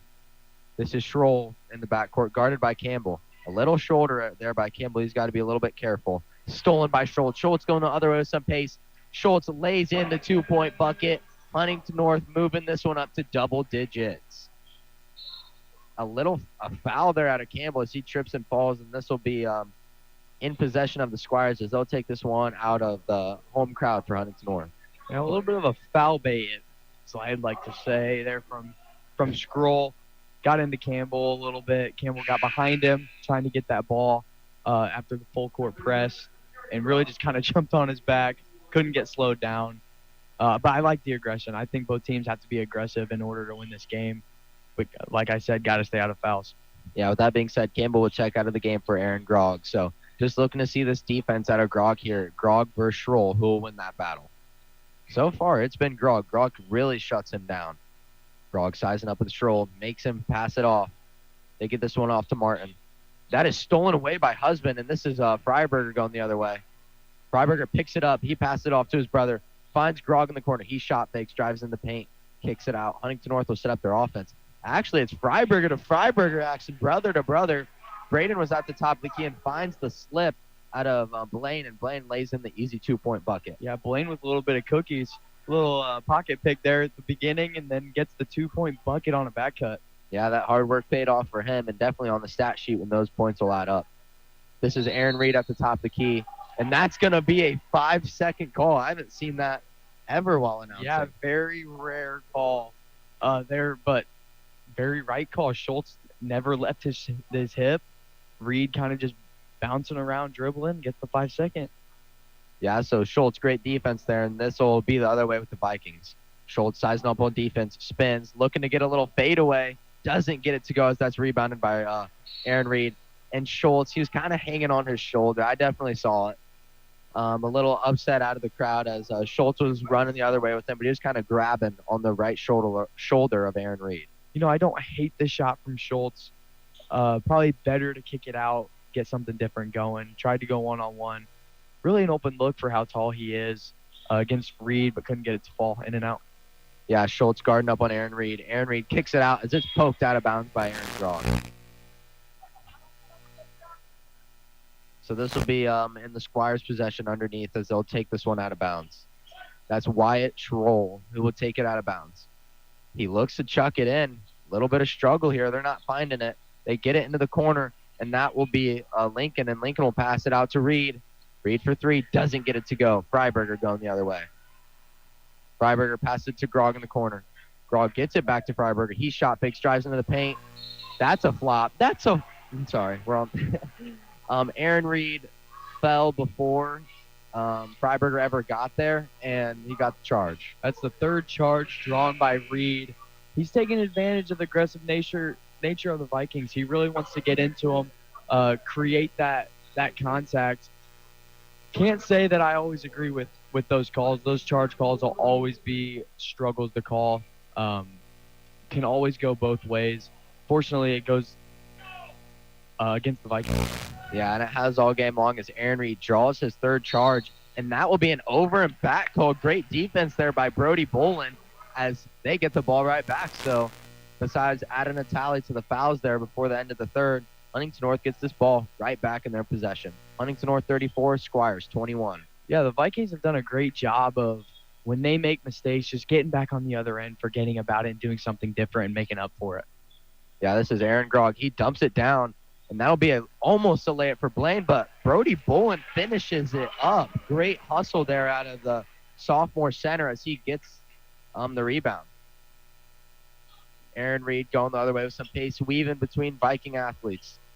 Pass it off to Schroll. Schroll chucks it off to Satterthwaite in the corner. Satterthwaite bricks a three, and that is an offensive rebound. They get it back up to Aaron Reed. Reed passes it off to Satterthwaite. Satterthwaite driving, shot fake, doesn't have a shot. And that is taken away by Freiberger. Great defense there as Freiberger gets the jump ball. This will be Huntington North basketball. Man, it's always watch your face when Blaine Freiberger gets in there on them jump balls. He gets very aggressive, wide elbows. He'll throw them around. He doesn't care. But draws that jump ball on a double team in the corner. Tough to get the ball there from Satterthwaite. Really not a great spot to stop your dribble right into Freiberger. Yeah, and that's something that comes from his football background. Blaine Freiberger, a senior offensive lineman for the Huntington North football team, that's where his aggression comes from. And Freiberger on the other end gets denied, but it's going to be a jump ball. So what happened was Freiberger had the ball blocked, got his own ball, went back for another shot, but they're going to call that a jump ball in the air. Yeah, that's a great call from the officiating crew. But by the looks of it, it always just looks, man, like he just traveled. He just jumped, and then he landed. But that ball was clamped on top by the defender for a jump ball. Yeah, Aaron Reed driving into the paint. That is stolen away by Freiberger. Great defense there out of the senior center. This is Bolin going the other way. Bolin spinning, finds Schultz for the open three, and it's in and out. Wow. Almost the three-point play for Huntington North, but not quite. This will be Carson Heath the other way. Great play all around from the Vikings. Couldn't get that one to fall. That's the look they like. Yeah, Schroll kind of at the high post here, passes it out to Satterthwaite. Satterthwaite wastes away a possession there, but it's going to stay on this end. And it looks like Satterthwaite will be pulled here. He almost was a lob. It hit the bottom of the net. Yeah, weird pass. Looked in the form of a shot. Meant to be a pass. Couldn't quite get it over the top of the Viking defender. Yeah, Lincoln Young will check into the game for Satterthwaite as Aaron Reed has the ball at the top of the key. Now it's Schroll. Schroll driving into the paint. Looking to get a shot up. A little fadeaway. Almost a pass, but this is Lincoln Young in the paint. Young making a move. Passes out to Reed in the corner. Reed gets it to go for his second of the night. And this will be a timeout by the Squires. I believe that's their first points of the half. Or no, Reed they've made 2 threes, yeah. 2 threes by the same player. Aaron Reed has all the points here for the Squires. Yeah, on that play, Scroll drives. Really, I think he got blocked by Grog, causing more of an air ball, and just drops into the hands of another Manchester player. those are the unfortunate ones. You make a great defensive play, and it just falls right back to the other team. And then scramble drill ends up being a wide open three for the Squires, and he knocks it down. Yeah, so Huntington North looking to capitalize here in the second half, as it was a really close battle here in the first half, as Huntington North had 23 compared to Manchester's 18. Huntington North just looking to pursue this undefeated season and looking for another win tonight at home. Yeah, it would be another great win for Huntington North. Really, it would be a great win for Manchester. The Vikings ranked very high already so far this season. Number 2 in the conference, just behind Columbia City. Columbia City has one more win, but really just a great win for either team. Vikings get revenge from last year. Squires get to beat a good team. It'll come down to the end of this one. Yeah, and something to look forward to is Huntington North is known to pull Homestead here in the sectional, and Homestead is sitting at 5-1, but a win that Homestead had was a 2-point win against Leo, while Huntington North just controlled the entire game against Leo, and it was at home. So it looks like Huntington North has the upper hand so far in the year against Homestead. But Huntington North has the ball in the backcourt. Aaron Grog gets it off to Schultz. Schultz moving up the court with some pace. And that's going to be a timeout by Huntington North, back-to-back timeouts. With that timeout, we'll be back after this break. You're listening to Huntington North Viking Basketball on Viking Radio, 91.9 WVSH. Brought to you by Bippa State Bank and Wise Guys Downtown. At the IHSAA, we love when student athletes understand the real purpose of playing high school sports, like McKenna Cruz from Greenwood Community High School. I love competing for my high school, but I don't play for accolades, records, or to earn college scholarships. For me, it's about more than winning, playing time, or trophies. I play high school sports because they help me grow alongside my friends, develop character and integrity, and learn life lessons I'll carry with me forever. Soccer reminds me of the power of teamwork and how we can help each other succeed. Track teaches me to focus on the things I can control and not worry about outside noise. High school sports show me the value of discipline, grit, and representing my community with dignity. They prepare me for life, and that's why I play. I'm IHSAA Commissioner Paul Neidig. Support student athletes like McKenna by buying a ticket to your high school's athletic events. This is being a champion of high school sports. This is empowering student athletes. This is your IHSAA. Viking listeners, Huntington North is taking on the Manchester Squires. Huntington North is up 36 to the Squires 24. 2:35 left in the third quarter. This will be Huntington North ball out of bounds at the half-court line, as they're looking to set up an offensive set to take a double-digit lead. Aaron Grog has the ball in the backcourt as he's sizing up his defender. Grog shot fakes, passes it off to Bolin. Bolin finds Schultz along the three-point line as he dumps it down to Dalton Husband. Husband making a post move just off the back of the rim. Stolen away by the Vikings. Schultz gets it off and draws the foul, so that'll tally up to the fourth foul. The Squires in foul trouble here as one more will send the Vikings to the line. Yeah, great move by Dalton Husband, avoiding that second double-team defender once Schultz cut through. Couldn't quite get it to fall off the back rim. It's still a great shot. I'd love to see him keep shooting those. He used the backboard a lot. Didn't quite use it on that one, trying to get that hook in. Yeah, Bolin gets it into Schultz as that's finally going to be a blocking foul for the Vikings. I thought it was going to be another charge. But Schultz will get the and one bucket and has a chance to extend this lead to 11 points. Yeah, definitely moving on that one. Went from guarding the out-of-bounds inbounder straight to guarding a guy driving straight to the basket who just received the ball. It's tough to get a charge foul on that one. Yeah, and I'm sorry. Extend the lead to 15 points, which he does. So Huntington North now has a 15-point lead on the Squires, and it's looking much better for Huntington North. They obviously changed some things in the locker room and have turned this one around. Wyatt Schroll has the ball at the top of the key, guarded by Husband. This is Martin. Martin in the corner, gets it off to Reed. The Squires setting up their offensive set. It's kind of an in and out, trying to get the ball in back cuts, and they finally find one, but they just take it right back out. This is Schroll one-on-one with Husband. Schroll struggling with his length. He passes this one off to Martin. Martin gets it up to Reed. Vikings, some great man-to-man defense here, just all over the court. And that's going to be a foul on Dalton Husband as he just reached into the pocket of, I believe, that was Aaron Reed? Yeah, Aaron Reed. So he just kind of got a little bit too much there in the hip. Yeah, Dolan really played great defense. He was on the perimeter the whole time. They got a early ball screen that switched him onto him. Well, great steal there by Titus Schultz, but not quite, as it's taken right back by Aaron Reed. Aaron Reed making a move, passes this one out to Martin. Satterthwaite cutting. Satterthwaite spins, shot fakes, makes a move. He's stuck underneath, gets it out to Reed for the three. Reed is short.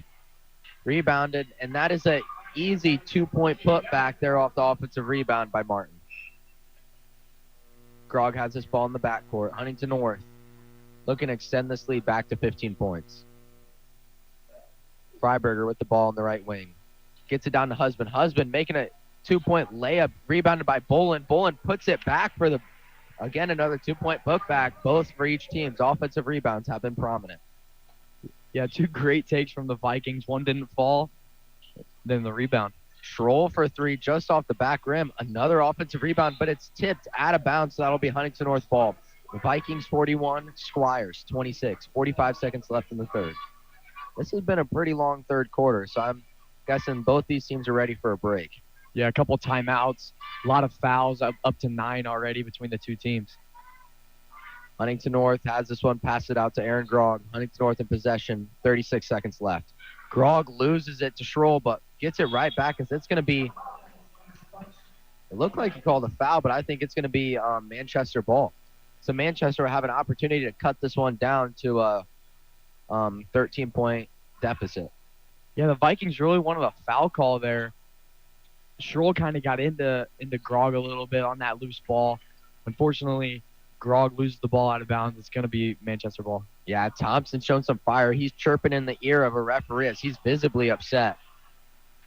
Huntington North kind of got away with one there as he hands it off. And that is going to be off the knee of Schroll, and that's going to be Vikings ball. Schroll was kind of all over the place there as he's upset. Yeah, Grog was upset, kind of got into him before the ball was even inbounded. Really threw him to the ground. No call. Refs weren't looking. And then even on that, got into him a little bit, caused a turnover. I love to see it. A little bit of fire here out of the sophomore. Grog looking to make a cut. Grog turns it over. So a couple mistakes, but then that's going to be a turnover for the. Actually, it's a great pass out of Schroll. He gets it up to Martin, who lays it in for the 2. 10 seconds left. Vikings 41, Squires 30. Aaron Grog gets it off to Schultz. Schultz gets tackled by Aaron Reed and will draw the foul. That'll send him to the line, and he is a great free throw shooter, 17 of 19 on the season. Yeah, his 2 misses came from the Marion game. Late in the game, we knew he was perfect from the line. He goes to the line, he misses the first one, and then misses the second one. You can't really do that, especially when you're a perfect free throw shooter.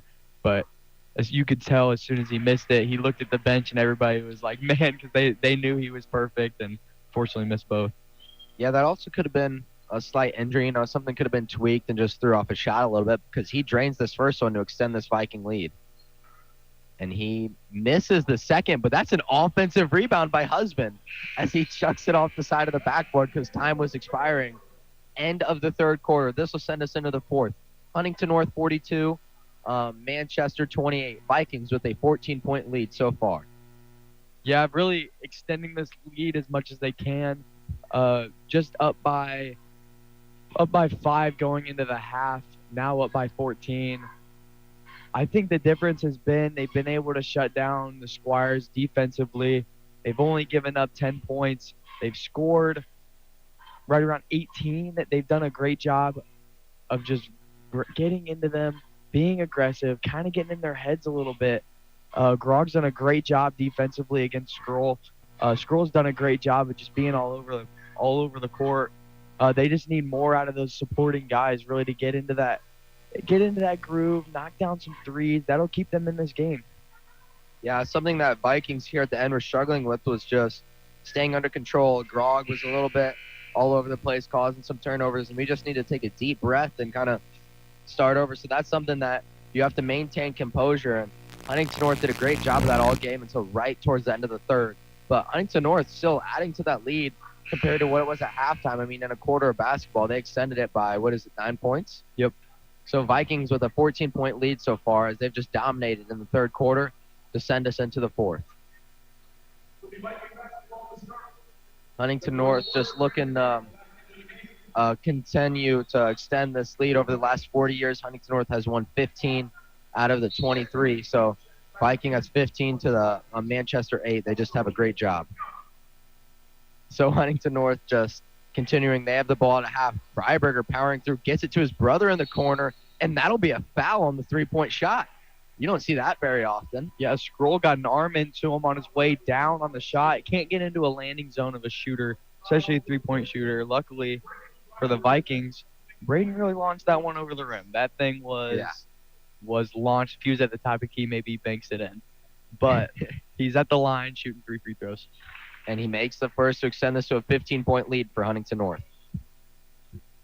Yes, he's lining up for a second. I want to give a thank you to Nove Corporation and Bippa State Bank for being our sponsors tonight.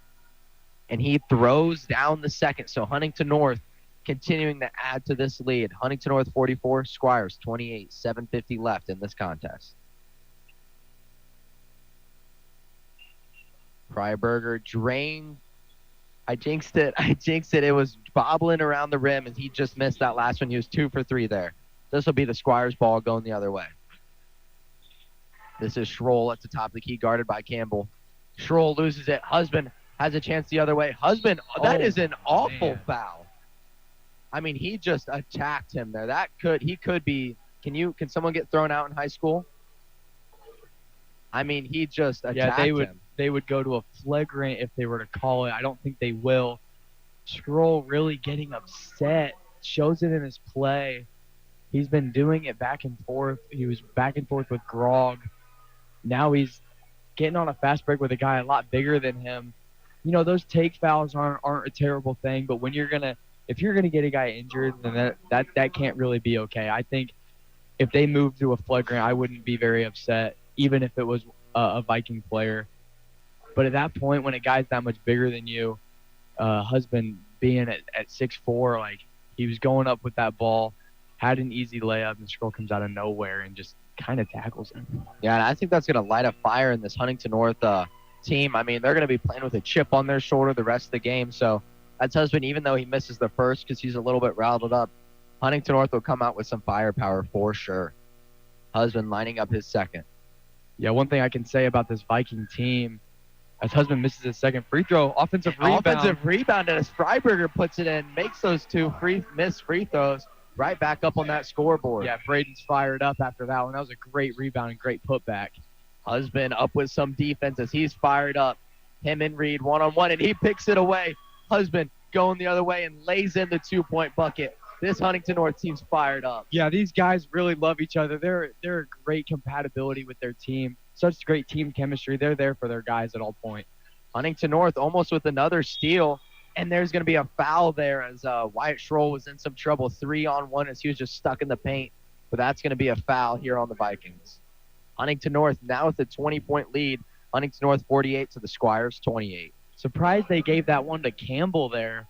That'll be his 4th foul. Coach is going to keep him in the game. 7 minutes left in this game. But Campbell didn't really think that was him. I didn't really think that was him. There was 3 guys around him. Unfortunately, it gets put on number 0. Yeah, and they immediately pass this one into Martin. They get it up to Hernandez. Hernandez back to Schroll. Schroll looking to make a move on Campbell. He picks up that basketball. He's struggling as he chucks it off of Campbell as he has another. Was he the one that did it earlier in the game? Yeah, he was just in some trouble and chucked it off of Campbell.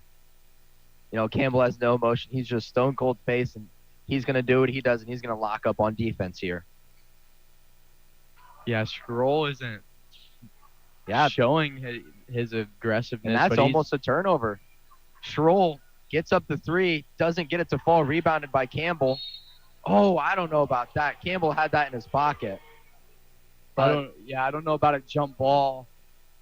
Maybe a foul, but not even that. I thought they both had it for a brief second, but Campbell really got that one away and went to go dribble, and they're going to call it a jump ball. Yeah, so it was a rebound, and 2 guys had the ball, so this is going to be Manchester basketball. And, you know, they've had all this time on this end of the basket, no points to show for it, as Martin chucks that one to Satterthwaite to the corner as he airballs that, and that is going to be out on Hernandez, and that'll be Viking basketball. Hernandez wanted a foul there on Freiberger. Blaine really got into him on that box out, both of them going for the ball. not going to be a foul, going to be out on Hernandez. 1-2-2 press here for the Squires. They get it off to Freiberger. Freiberger in the paint, lays up the 2, it dribbles around and falls out, rebounded by Martin. Something I wanted to touch on the previous thing was they had the ball for at least 2 minutes, nothing to show for it. Great defense here by the Vikings. Troll looking to go in the paint. Troll has nowhere to go, and it's going to be a travel on Troll. This will be Viking basketball. Yeah, and Blaine Freiberger is going to let him know about it, clapping his face a little bit. You can tell this game is very much a chippy game in this fourth quarter. You wouldn't think it's a 20-point game. Yeah, and it just came from one foul play, and the Vikings are fired up. Husband gets it blocked out of bounds, not something you see often out of the how tall is he? 6'6", 6'5", senior. So just got a little piece of that ball, and this will stay down underneath for the Vikings. Yeah, it was a good spin move on one defender. The second defender comes out of nowhere, and it was a great block by Zero Heath. Campbell draws the foul there. I believe that's either on Schroll or that's on the backside there by Heath, but he just powered through Schroll. I think the Vikings are letting him know that we're just going to go right at you all night long. Yeah, and that'll be Heath's 5th foul. He's out of the game. Wow, so there Heath checks out of the game for number 34, Lincoln Young, as he gets more minutes, the 6'4" sophomore. Yeah, I think we'll see this 5 that's on the court really rotate, other than Aaron Reed maybe coming back in. But those 6 guys are probably going to stay on the court the rest of the game. Yeah, we haven't seen much bench depth out of either team. Huntington North has gone 2 deep to, I believe, Manchester's 2 deep. I think Manchester has gone 3, actually. But both these teams really sticking with those core guys as Campbell drains the second one. He was 2 for 2 from the line. Huntington North 50, Squires 28. 5:60 left in this contest. This is Schroll. Schroll looking to make a move. Schroll gets in the paint, and he airballs the layup. Rebounded by Campbell as Schroll is fouling him, but not quite a call there, as this is Schultz going the other way. Schultz ball at the top of the key. Finds Freiberger. Huntington North doing a better job at taking care of this ball and getting rebounds. That's been the difference here in the second half. Husband spinning, lays in the over the top. Rebounded by Campbell. Great hustle there. He passed it off to Schultz. I mean, that is a high IQ pass out of Campbell. He hooks it around a defender right to Schultz for the easy 2-point bucket. Campbell, senior guard, showing off that high IQ and ball talent. This is going to be Manchester. Ball at the top of the key. Squires in possession. They get that one up to Martin. Martin. He passes that one off to Satterthwaite. He dribbles, kicks it out to Martin. A lot of ball movement here by the Squires. Huntington North almost had a steal, but out of Blaine. Great defense there. This Huntington North team, continuing with this momentum, has done great on all levels, and that's going to be a timeout out of Manchester. They need to talk some things over. Yeah, this game, we're at 24-point difference. Like I said before, you wouldn't think it's a 24-point game with how aggressive everybody's been. Very much chippy. The Vikings not taking a lot of those words that are being said to heart. They're just going and they're playing their game, being extremely aggressive like they always are, but now playing with a chip on their shoulder. When a guy like Husband gets fouled that hard on a layup, on what should be a wide open layup, that's going to cause a lot, especially for this Vikings team with how well knit they are. These starters, there's one starter who didn't start last year, only lost one main guy, maybe 2 from last year's team, and they're just such a well-knit group. They've played so much together. Even with the Freiberger brothers, like Braden fits in right with the starting lineup really well. Yeah, both teams take the court once again, and this will be Campbell guarding Schroll out of bounds. Manchester in possession. Schroll looking to pass it into Satterthwaite. That's off the hands of Braden Freiberger, and that'll stay on this end here with the Squires. They'll now get this ball underneath the basket instead of at the half-court line. The Squires take this one out on the right block, setting up their play. They throw it out of bounds. That is just a mistake there out of Schroll as he just launched that one over the head of Satterthwaite. Yeah, that'll be the second time that's happened. Same type of pass, but on the other side of the court. Didn't quite get it to a guy. Miscommunication, and it just goes out of bounds, no touch. Yeah, this will be Campbell at the top of the key. Campbell driving into the paint, gets the floater, doesn't fall though. I think late in the game you just got to set up that offense. So I would have liked to see a set out of Huntington North there. This is Reed on the right wing. Reed looking to drive. Oh, I'm sorry. Hernandez driving the paint, but that is rebounded by Campbell. Campbell passed it up to Freiberger. He drives, lays in the 2-point and one for Huntington North as he gets that hammer down. Yeah, Freiberger's just going to put his hands up like, why even foul me? I'm going to make it. You know what I mean? Like, come on. He's got that swagger about him right now. He's getting into this game. He's been all over the place. Blaine has really been very aggressive. He is a very aggressive dude. He likes to foul, but he likes to play hard. That's his main thing, and he's doing it right now. Yeah, and that hard play extends out to the free throw line as he has a 3-point play. Huntington North 55 to Squires 28. So I think here in the second half, the Squires have only scored 9 compared to the Huntington North's 32 points. So Huntington North just really dominant. And that is going to be a foul there on Huntington North. So it was Schroll going in for the layup as he was just fouled by 2 Huntington North athletes. And that's Grant Campbell as he's out of the game. So that's what we were worried about. Yep, that'll be his 5th foul. I think, in my opinion, he got him on the ground, if anything, a block up top. But Grant played a great game. Was very aggressive. He made many mistakes, but he does a great job at getting to the next play, worrying about something different. Unfortunately for him, his night's going to be over. He's going to be cheering on his team from the sideline. Yeah, and as he exits the game, you see a lot of almost a standing motivation out of the crowd here as the fans really love Campbell, and it just shows that Huntington North is, or the city of Huntington's really here in support for Campbell.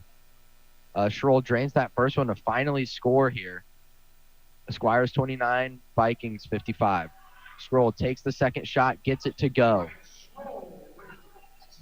Schroll with the 2 points from the free throw line. Huntington North will take this one against a full court press. He gets it up to Husband. Husband finds Schultz wide open as he dumps it down for the unselfish play to Freiberger, but he misses it. Rebounded by Husband. He powers his way underneath and draws the foul. Great job there out of Husband as he just really finds his way. Yeah, Husband does a great job at using his body, using his length. He gets down low, gets a power dribble, gets into his guy, and puts that ball up high. It's going to draw a lot of fouls on his arms being so long. Yeah, so Husband will take the line, and with that, we're going to give a thank you to Hartberg, Roth, Garrett Law, and Richmond Roofing Systems. He misses that first one, so Husband struggling a little bit from the line tonight, but overall has done a great job over the last couple of games. But Huntington North still with a 25-point lead. Yeah, with that foul, that'll put the Vikings into bonus for any later fouls, and that puts number 20, Dallas Martin, into his 4th foul. Yeah, Hernandez with the rebound as Hernandez will take this ball up the court. He gets it off to Satterthwaite. Satterthwaite driving into the paint. He struggles but kicks it back out to Hernandez. Huntington North almost with the steal as Bolin was flying the other way, but he gets back quickly as they hand it off to Hernandez. Hernandez looking to make a move, kicks it out to Schroll. Schroll shot faking, looking to go around. He gets it out to Satterthwaite for the 3, and that's blocked by Braden Freiberger, but it's poked away, but Husband gets it. He puts it in for the 2-point bucket.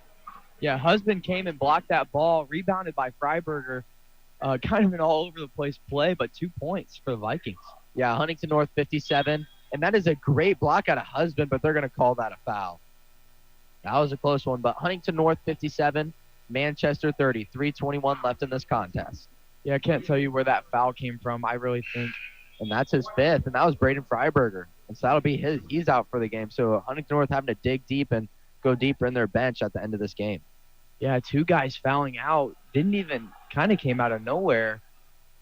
I really didn't think that would have been much of a foul from Schroll. He really kind of put his body in and just fell back. Braden blocks it up top, draws a foul. Yeah, and they put in sophomore Logan Daggetts here for Huntington North. Yeah, keeping that style of length on the court, really trying to keep defense very well. Daggetts, mainly a JV player, has done a great job in his couple minutes that I've seen from varsity late in games. Yeah, so Daggetts will have a chance to kind of show what he's worth. He has a little under 5 minutes of play here in a varsity contest, but with some foul trouble, he'll get his minutes and his shot. It'll be interesting to see how he'll handle this pressure as a young sophomore, but who has grown a lot this past year. Schroll drains that free throw, and that'll be a timeout out of Manchester. Yeah, just 3:21 left in the game. I think with a 26-point deficit from the Squires, I think the Vikings will look to dig a little deeper into that bench. That foul trouble obviously is never something you want to have, but you can't really sell me on that being a super bad thing this late in a game that really isn't very close anymore, as much as it feels like it. They will dig deep into that bench, get some of those younger guys, some of that opportunity, let them play around a little bit. Yeah, so Huntington North, just a little under 3.5 minutes to go here in the contest. So they're going to look to, I believe he'll keep in seniors like Dalton Husband and a couple of other guys here in for a while, but they're just looking to dig deeper and get some of these younger guys some minutes. And Huntington North just doing a great job on all levels and firing on all cylinders. I'd like to see a little bit more underneath the hoop for rebounds, but overall Huntington North in this second half has been dominant. Yeah, they had 9 steals in the first half. I wouldn't be surprised if they doubled that number to 18 total in this second half. It's been very back and forth again for the Vikings, and I do think they took care of the ball a lot better in the second half. They slowed the game down. They got great shots, and they made their shots. They were lots of and ones, lots of free throws. They just did a great job. Yeah, Logan Daggetts will bring the ball up the court for the Vikings as he finds junior Titus Schultz. As Schultz goes coast to coast, but doesn't get it to fall. Rebounded by Daggetts. Daggetts loses it a little bit, gets it to Freiberger. Blaine has the ball, dumps it off to Bolin. Huntington North taking their time trying to waste away this clock. Dalton Husband has the ball at the top of the key. He gets it to Freiberger. They get it down below to Brody Bolin. He's looking to make a post move. He shot fakes, gets it up with the and one. What a shot there out of the sophomore. Another and one for the Vikings.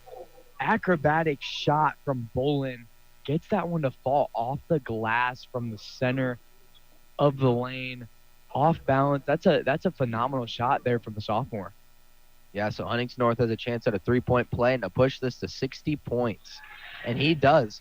So something in the first half we didn't think was possible. Huntington North is almost doing it. They're about to reach. They have a chance at reaching 70 points tonight and just do a great job. Manchester has the ball top the key. Schroll, some heavy defense. He's driving in the paint. That's stolen by Husband. Husband pushing it up with some pace. He gets it off to Bolin. Bolin pushes through and draws the foul. Bolin will go to the line. That'll be the 5th foul there for Martin. He'll come out of the game. Both teams with 2 foul outs.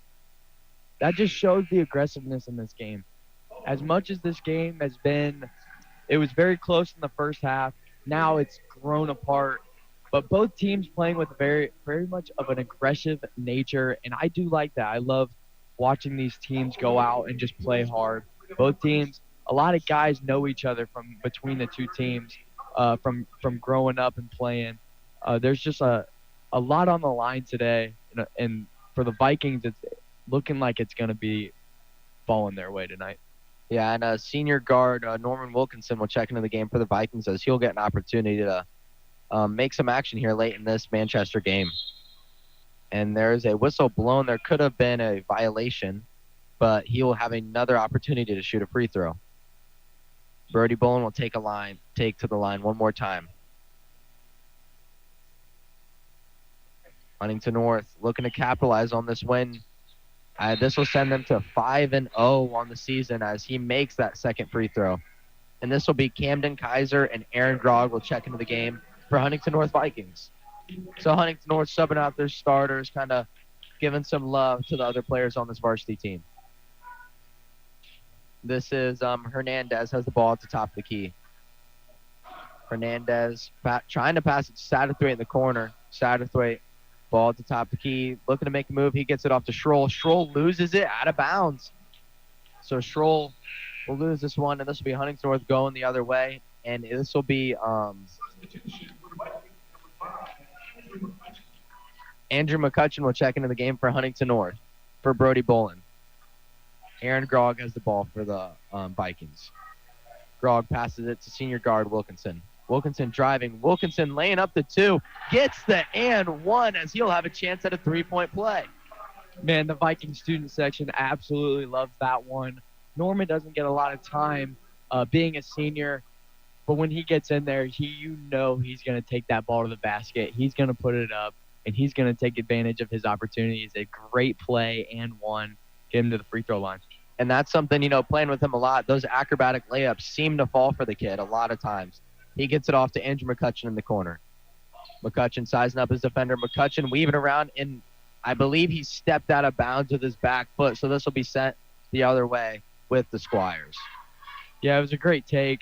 Unfortunately, got a little too elongated out to that sideline. Steps out of bounds, Squires ball. Yeah, Huntington North 63, Squires 31. 1:58 left in this contest. This is Schroll at the top of the green. He passed it off to Hernandez. Hernandez to Miller. Miller over to McLean. The Squires moving this one up around the top of the key. He hands it off to Schroll, who slips it, and this is going to be McCutcheon going the other way. McCutcheon gets his pocket picked, and this will be Hernandez. Hernandez has a wide open lane. He misses the layup, but gets his own rebound underneath. Hernandez finds McLean at the 3. He airballs it. Hernandez blocked by Dagitz. What a block. Great athletic feat there by Dagitz. Dagitz just goes the other way and almost turns it over, but Wilkinson with the hustle. Wilkinson almost with the two-pointer. Kaiser with the rebound. Kaiser with the power move. He lays that one into 2. Vikings 65 points. Kaiser fighting with his own teammate Andrew for that rebound. Andrew falls. Kaiser gets it, puts it up, 2 points. Hey, those people want their glory here in these last 2 minutes, and Kaiser came down with the win there. Satterthwaite in the corner, 57 seconds left. This is Schroll. Schroll at the top of the key. Schroll driving, almost stolen by Wilkinson. Schroll looking to make a move, passes this one out to Miller. Miller driving, lays up the 2, blocked by Kaiser, but that's going to be a foul. Yeah, must have got him up top on that backside end that we can't see very well. It's going to send Miller to the line. Yeah, so Miller will have an opportunity at 2 free throws here. Huntington North, pretty dominant win overall as they just continue to extend this lead, just doing great things on defense, forcing shots. And this will be number 12, Braylon Gertis will check into the game for Andrew McCutcheon. Or I'm sorry, for Aaron Grogg. Andrew McCutcheon getting a word with him and the coach, trying to just talk to him a little bit. But this is Miller at the line. Miller gets that one to fall. Shortens this lead a little bit, but Huntington North still up by 33. 43 seconds left. Braylon Gertis top of the key. He dribbles, gets it off to Wilkinson. Wilkinson down to Kaiser. Kaiser almost with the and one, but he'll have 2 free throws from the line. I'm surprised they didn't call that on the ground. It was kind of a hook there out of Hernandez. Yeah, he hooked him early, took it off, and I think he got him up top on the shot. That's where the foul was called. And Kaiser's going to get 2 free throws, potentially up his scoring for the night. Yeah, so Kaiser drains the first, and as he's lining up for the second, a big shout-out to First Federal Savings Bank and Hartburg, Roth, Garrett, Haverstadt Law for being our sponsors tonight.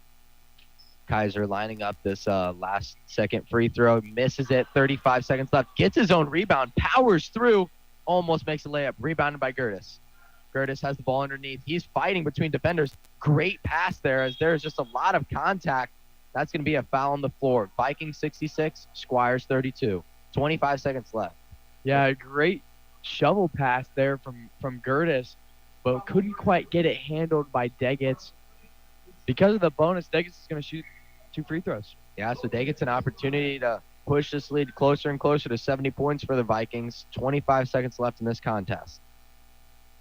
Dagitz capitalizes on the first. It's within reach. Huntington North with 67 points to the Squires 32. Dagitz has an opportunity, and he will capitalize on that one as well. Huntington North 68 points. Hernandez will take the ball up the court for the Squires. Hernandez on the right side of the court. He has it on the right wing, spinning, passes this one up to Satterthwaite. Satterthwaite driving, pass it off to Miller. Off of Miller's face, but he gets it right before it's off half court. Guarded by Dagitz. Miller hands it off to Hernandez. The Squires struggling against this Huntington North defense even late in this game. Gertis lines up well with his matchup. And then this will be in the core for McLean. McLean with the last second 3, and it is missed. Huntington North comes away with a great victory. 68 points for the Huntington North Vikings, 32 points for the Manchester Squires. And this classic matchup at Bob Strait Court. Yeah, it was a great game. If you would have told me that this would have ended as a 36-point win for the Vikings after that first half, I would have been pretty surprised. You know, that first half went very well for the Squires. They were up and down the floor. They did a great job of being aggressive. Scroll with that 12 points in the first half. Really, Vikings had not much of an answer for him. Then they brought Grogg out to continue to guard him, and he really kind of shut him down. got into his head. The Vikings just did a great job at continuing their aggression, but they didn't get too bad. They did not allow themselves to be out of control in the second half. They slowed the game down. They played their pace of basketball, and they made shots. And at the end of the day, getting to the free throw line, making your layups, many and ones late in this game, that'll put the score on them. Yeah, staying under control is something I want to touch on. That was what kind of hurt the Squires here. They went into halftime, down 5 points. They're like, let's be aggressive. We want to be the aggressor in the second half. And I believe that was a disadvantage. It's hard to say that's a disadvantage, but I believe it hurt them just because fouls were so prominent early, and there was just a lot of free throws for Huntington North. Yeah, looking at the stats here, Scroll ended with 15 points, just scoring 3 in that second half. Aaron Reed with 8, and Dallas Martin with 6. That's who led for the Squires. And then for the Vikings, Titus Schultz brought back his 20-point games. Brody Bolin with an 11-pointer and 12 out of Dalton Husband. Really a very evenly distributed from the guys that were playing in the game a lot. A 6 from Blaine Freiberg, a 6 from Braden Freiberg, and a 6 from Grant Campbell. Really the way that it went, 2 of those guys fouling out, but a great job of getting guys in and rotating, getting fresh legs from the Vikings. And ending with 17 steals. I said earlier they might have doubled it into 18 one away. But 17 steals just to 16 turnovers, which is still not a great number that you'd love to see. But the Manchester Squires with 30 turnovers on the night. Wow. That is a rough showing. Went from 15 in the first half, doubling it to 30 in the second half. Scroll with 14 of those. That kind of brings out and shows that aggressive nature that he has. He does a great job at being aggressive, and at times that gives him a great opportunity to score like it did in the first half. But then in the second half, unfortunately, turning the ball over was a problem for him.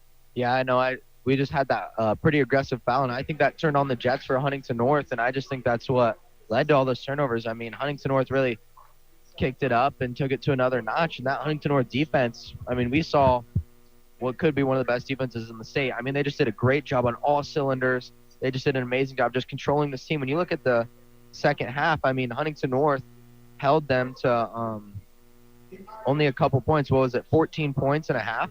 Yep. And so when Huntington North, they scored 45 points to their 14. So, I mean, that's just a big difference. I mean, Huntington North really came out, it was a 5-point game, and they really took every opportunity they could get and really found the holes in this Manchester defense and just did a great job on all levels. Yeah, this game really got away from the Squires in the fourth quarter. In the fourth quarter, the Vikings scored 26 total points, which was the most throughout the game, and the Squires just 4 points. Unfortunately for them, they had foul trouble. They had a lot of things playing into that factor, gave up a lot of and ones to the Vikings, and unfortunately for the Squires, that's not going to do it for them. Also shooting 25.6% from the field is a very, very tough showing for the Squires, and the Vikings going an even 50% at 25 of 50, getting a lot of shots up, especially in that second half. Shot 53% in the second half, and also 50% from 3, only shooting 2 in the second half from the Vikings. But they made 2 in the game, didn't need them. They did a great job at getting fast break points, getting those layups, short maybe contested shots that they were just able to get to fall. Yeah, so I just think the difference between the first and second half was offensive rebounds. I mean, Huntington North was giving a lot of second chance opportunities right away here in the second half or in the first half. And what changed is Huntington North was more aggressive on the rebounds. And so a lot less second chance opportunities here. Huntington North had 16 offensive rebounds compared to 5 in the first half. And then for Manchester, they only had 16 total. So it ended up being even. But in the first half, Manchester had 9. And so, they just toned it down, controlled the ball, and were able to capitalize on defense and underneath that hoop. Yeah, I'm very impressed with the way that the Vikings were able to calm themselves down in that second half. We've talked about it all game. They really needed to have that step back and play their game, allow themselves to be able to control what they needed to control, not allow the Manchester Squires to be aggressive as much as they wanted to be, have those leak out fast break opportunities. And really at the end of that game, it got extremely chippy from with some of those different, fouls, the different non-calls, the aggressive nature of some of the guys both ways. I really like to see, I love seeing that aggressiveness because it shows the passion and the want to be out here on the floor. Yeah, and I just really hope that we see that from here on out. I mean, when you see a team play aggressive and just really want to win and want to play their hardest, that's what state teams are made of. And so I think if Huntington North can play like that for all 24 minutes of the game and just the entire time, I believe you could see a sectional championship out of Huntington North. What we saw in the second half compared to the first was a whole different team. I mean, we just saw great offense, great defense, just a lot of hustle plays over and over again out of Huntington North. They just did an amazing job. Yeah, if Huntington wants to be able to contribute into that sectional and really make a good push for that title, it will come from the aggressive nature. It'll come from the length and the size of the guys they've got on the court all the time. They got to stay out of foul trouble. They've got to be able to be aggressive without being out of control. They've got to make their shots. When those three balls fall, it becomes a different game for the Vikings. They'll rack up those points, and it'll be no looking back from there. This sectional is going to be a huge thing. But first, we got to look at conference. We're 1-0 to start, beating Leo last week. But the conference is huge. There's a lot of great teams in the conference, and it's not always going to be easy, especially for the Vikings. Yeah, and that great team would be Columbia City. So Huntington North looking to have a great matchup and deal well. So we'll have a post-game interview with Coach Thompson. So, Coach, your team did a great job tonight. What do you think led to that success on the court? I think we played one good quarter. We're learning how to win. This is my fourth time at building a program. Kind of the hierarchy of it is Lou Holtz had a nice hierarchy. And year one, teach kids to compete. Year two, teach them to compete with your system. Year three, teach them to win. Year four, or at least step four, teach them to continue to win. And then 5, how to win with a bullseye on your back. Well, we kind of had a mixture. Year 3 here, we're learning how to win and continue to win since we're on a streak. We felt really good about ourselves Friday and Saturday. Leo, Marion, both away, hard place to play, we win. Practice this morning, we were a little Iverson-esque, I guess. So some people might know what I'm talking about. I haven't had to run too many teams in pregame, and this might be my only one. So apparently I didn't run enough this morning.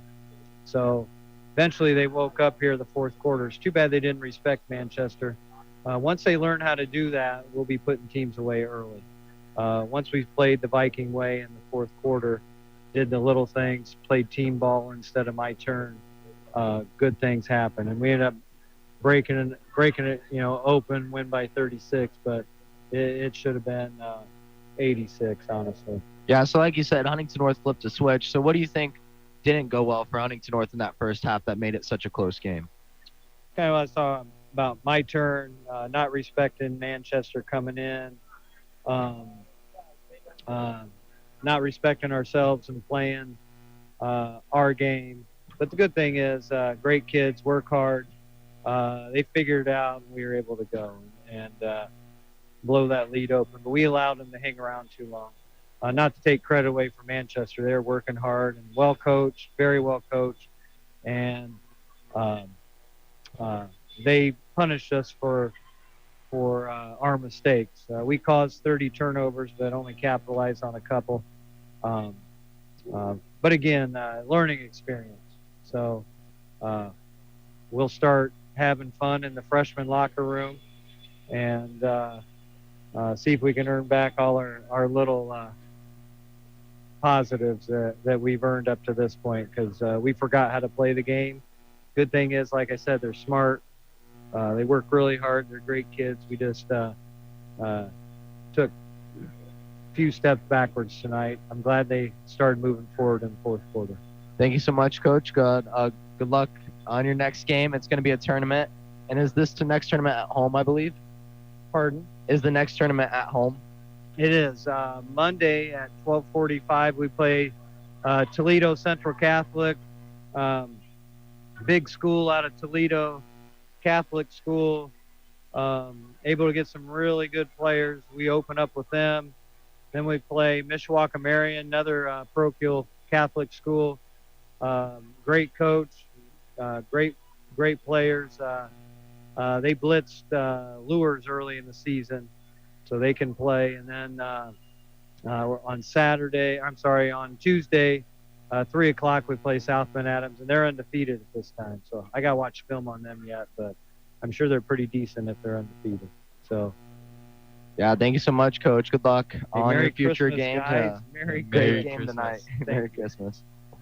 Yeah, so Huntington North is looking forward at a tournament. The next time their first game is Toledo Central Catholic. And on the flip side, Manchester will play a tournament as well. And their first game is Northfield at 4:45 in December in the next 2 days. Yeah, I really do believe in our Vikings here for these next couple weeks. It'll be tough with the Christmas time coming around here in a couple days. Honestly, a good thing that I think they were able to get a game in on a Tuesday a couple days before Christmas. Usually you get that week and a half off until the Holiday Hoops tournament, but this time able to get this game in. A great split between the girls team and the boys team. 2 wins, 2 great wins between the two of them. It's fun to watch. For sure. Yeah, the girls took down Luers tonight. Thanks for tuning in to tonight's broadcast of Huntington North Viking basketball. Again, the Vikes defeated the Manchester Squires 68-32. For Jimmy Linker, I'm Ben Roth, and we'll talk to you guys later.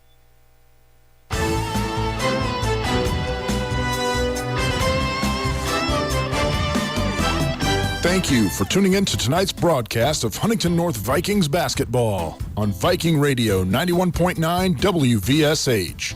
Before we go, we'd like to thank the following sponsors one more time for making tonight's broadcast possible.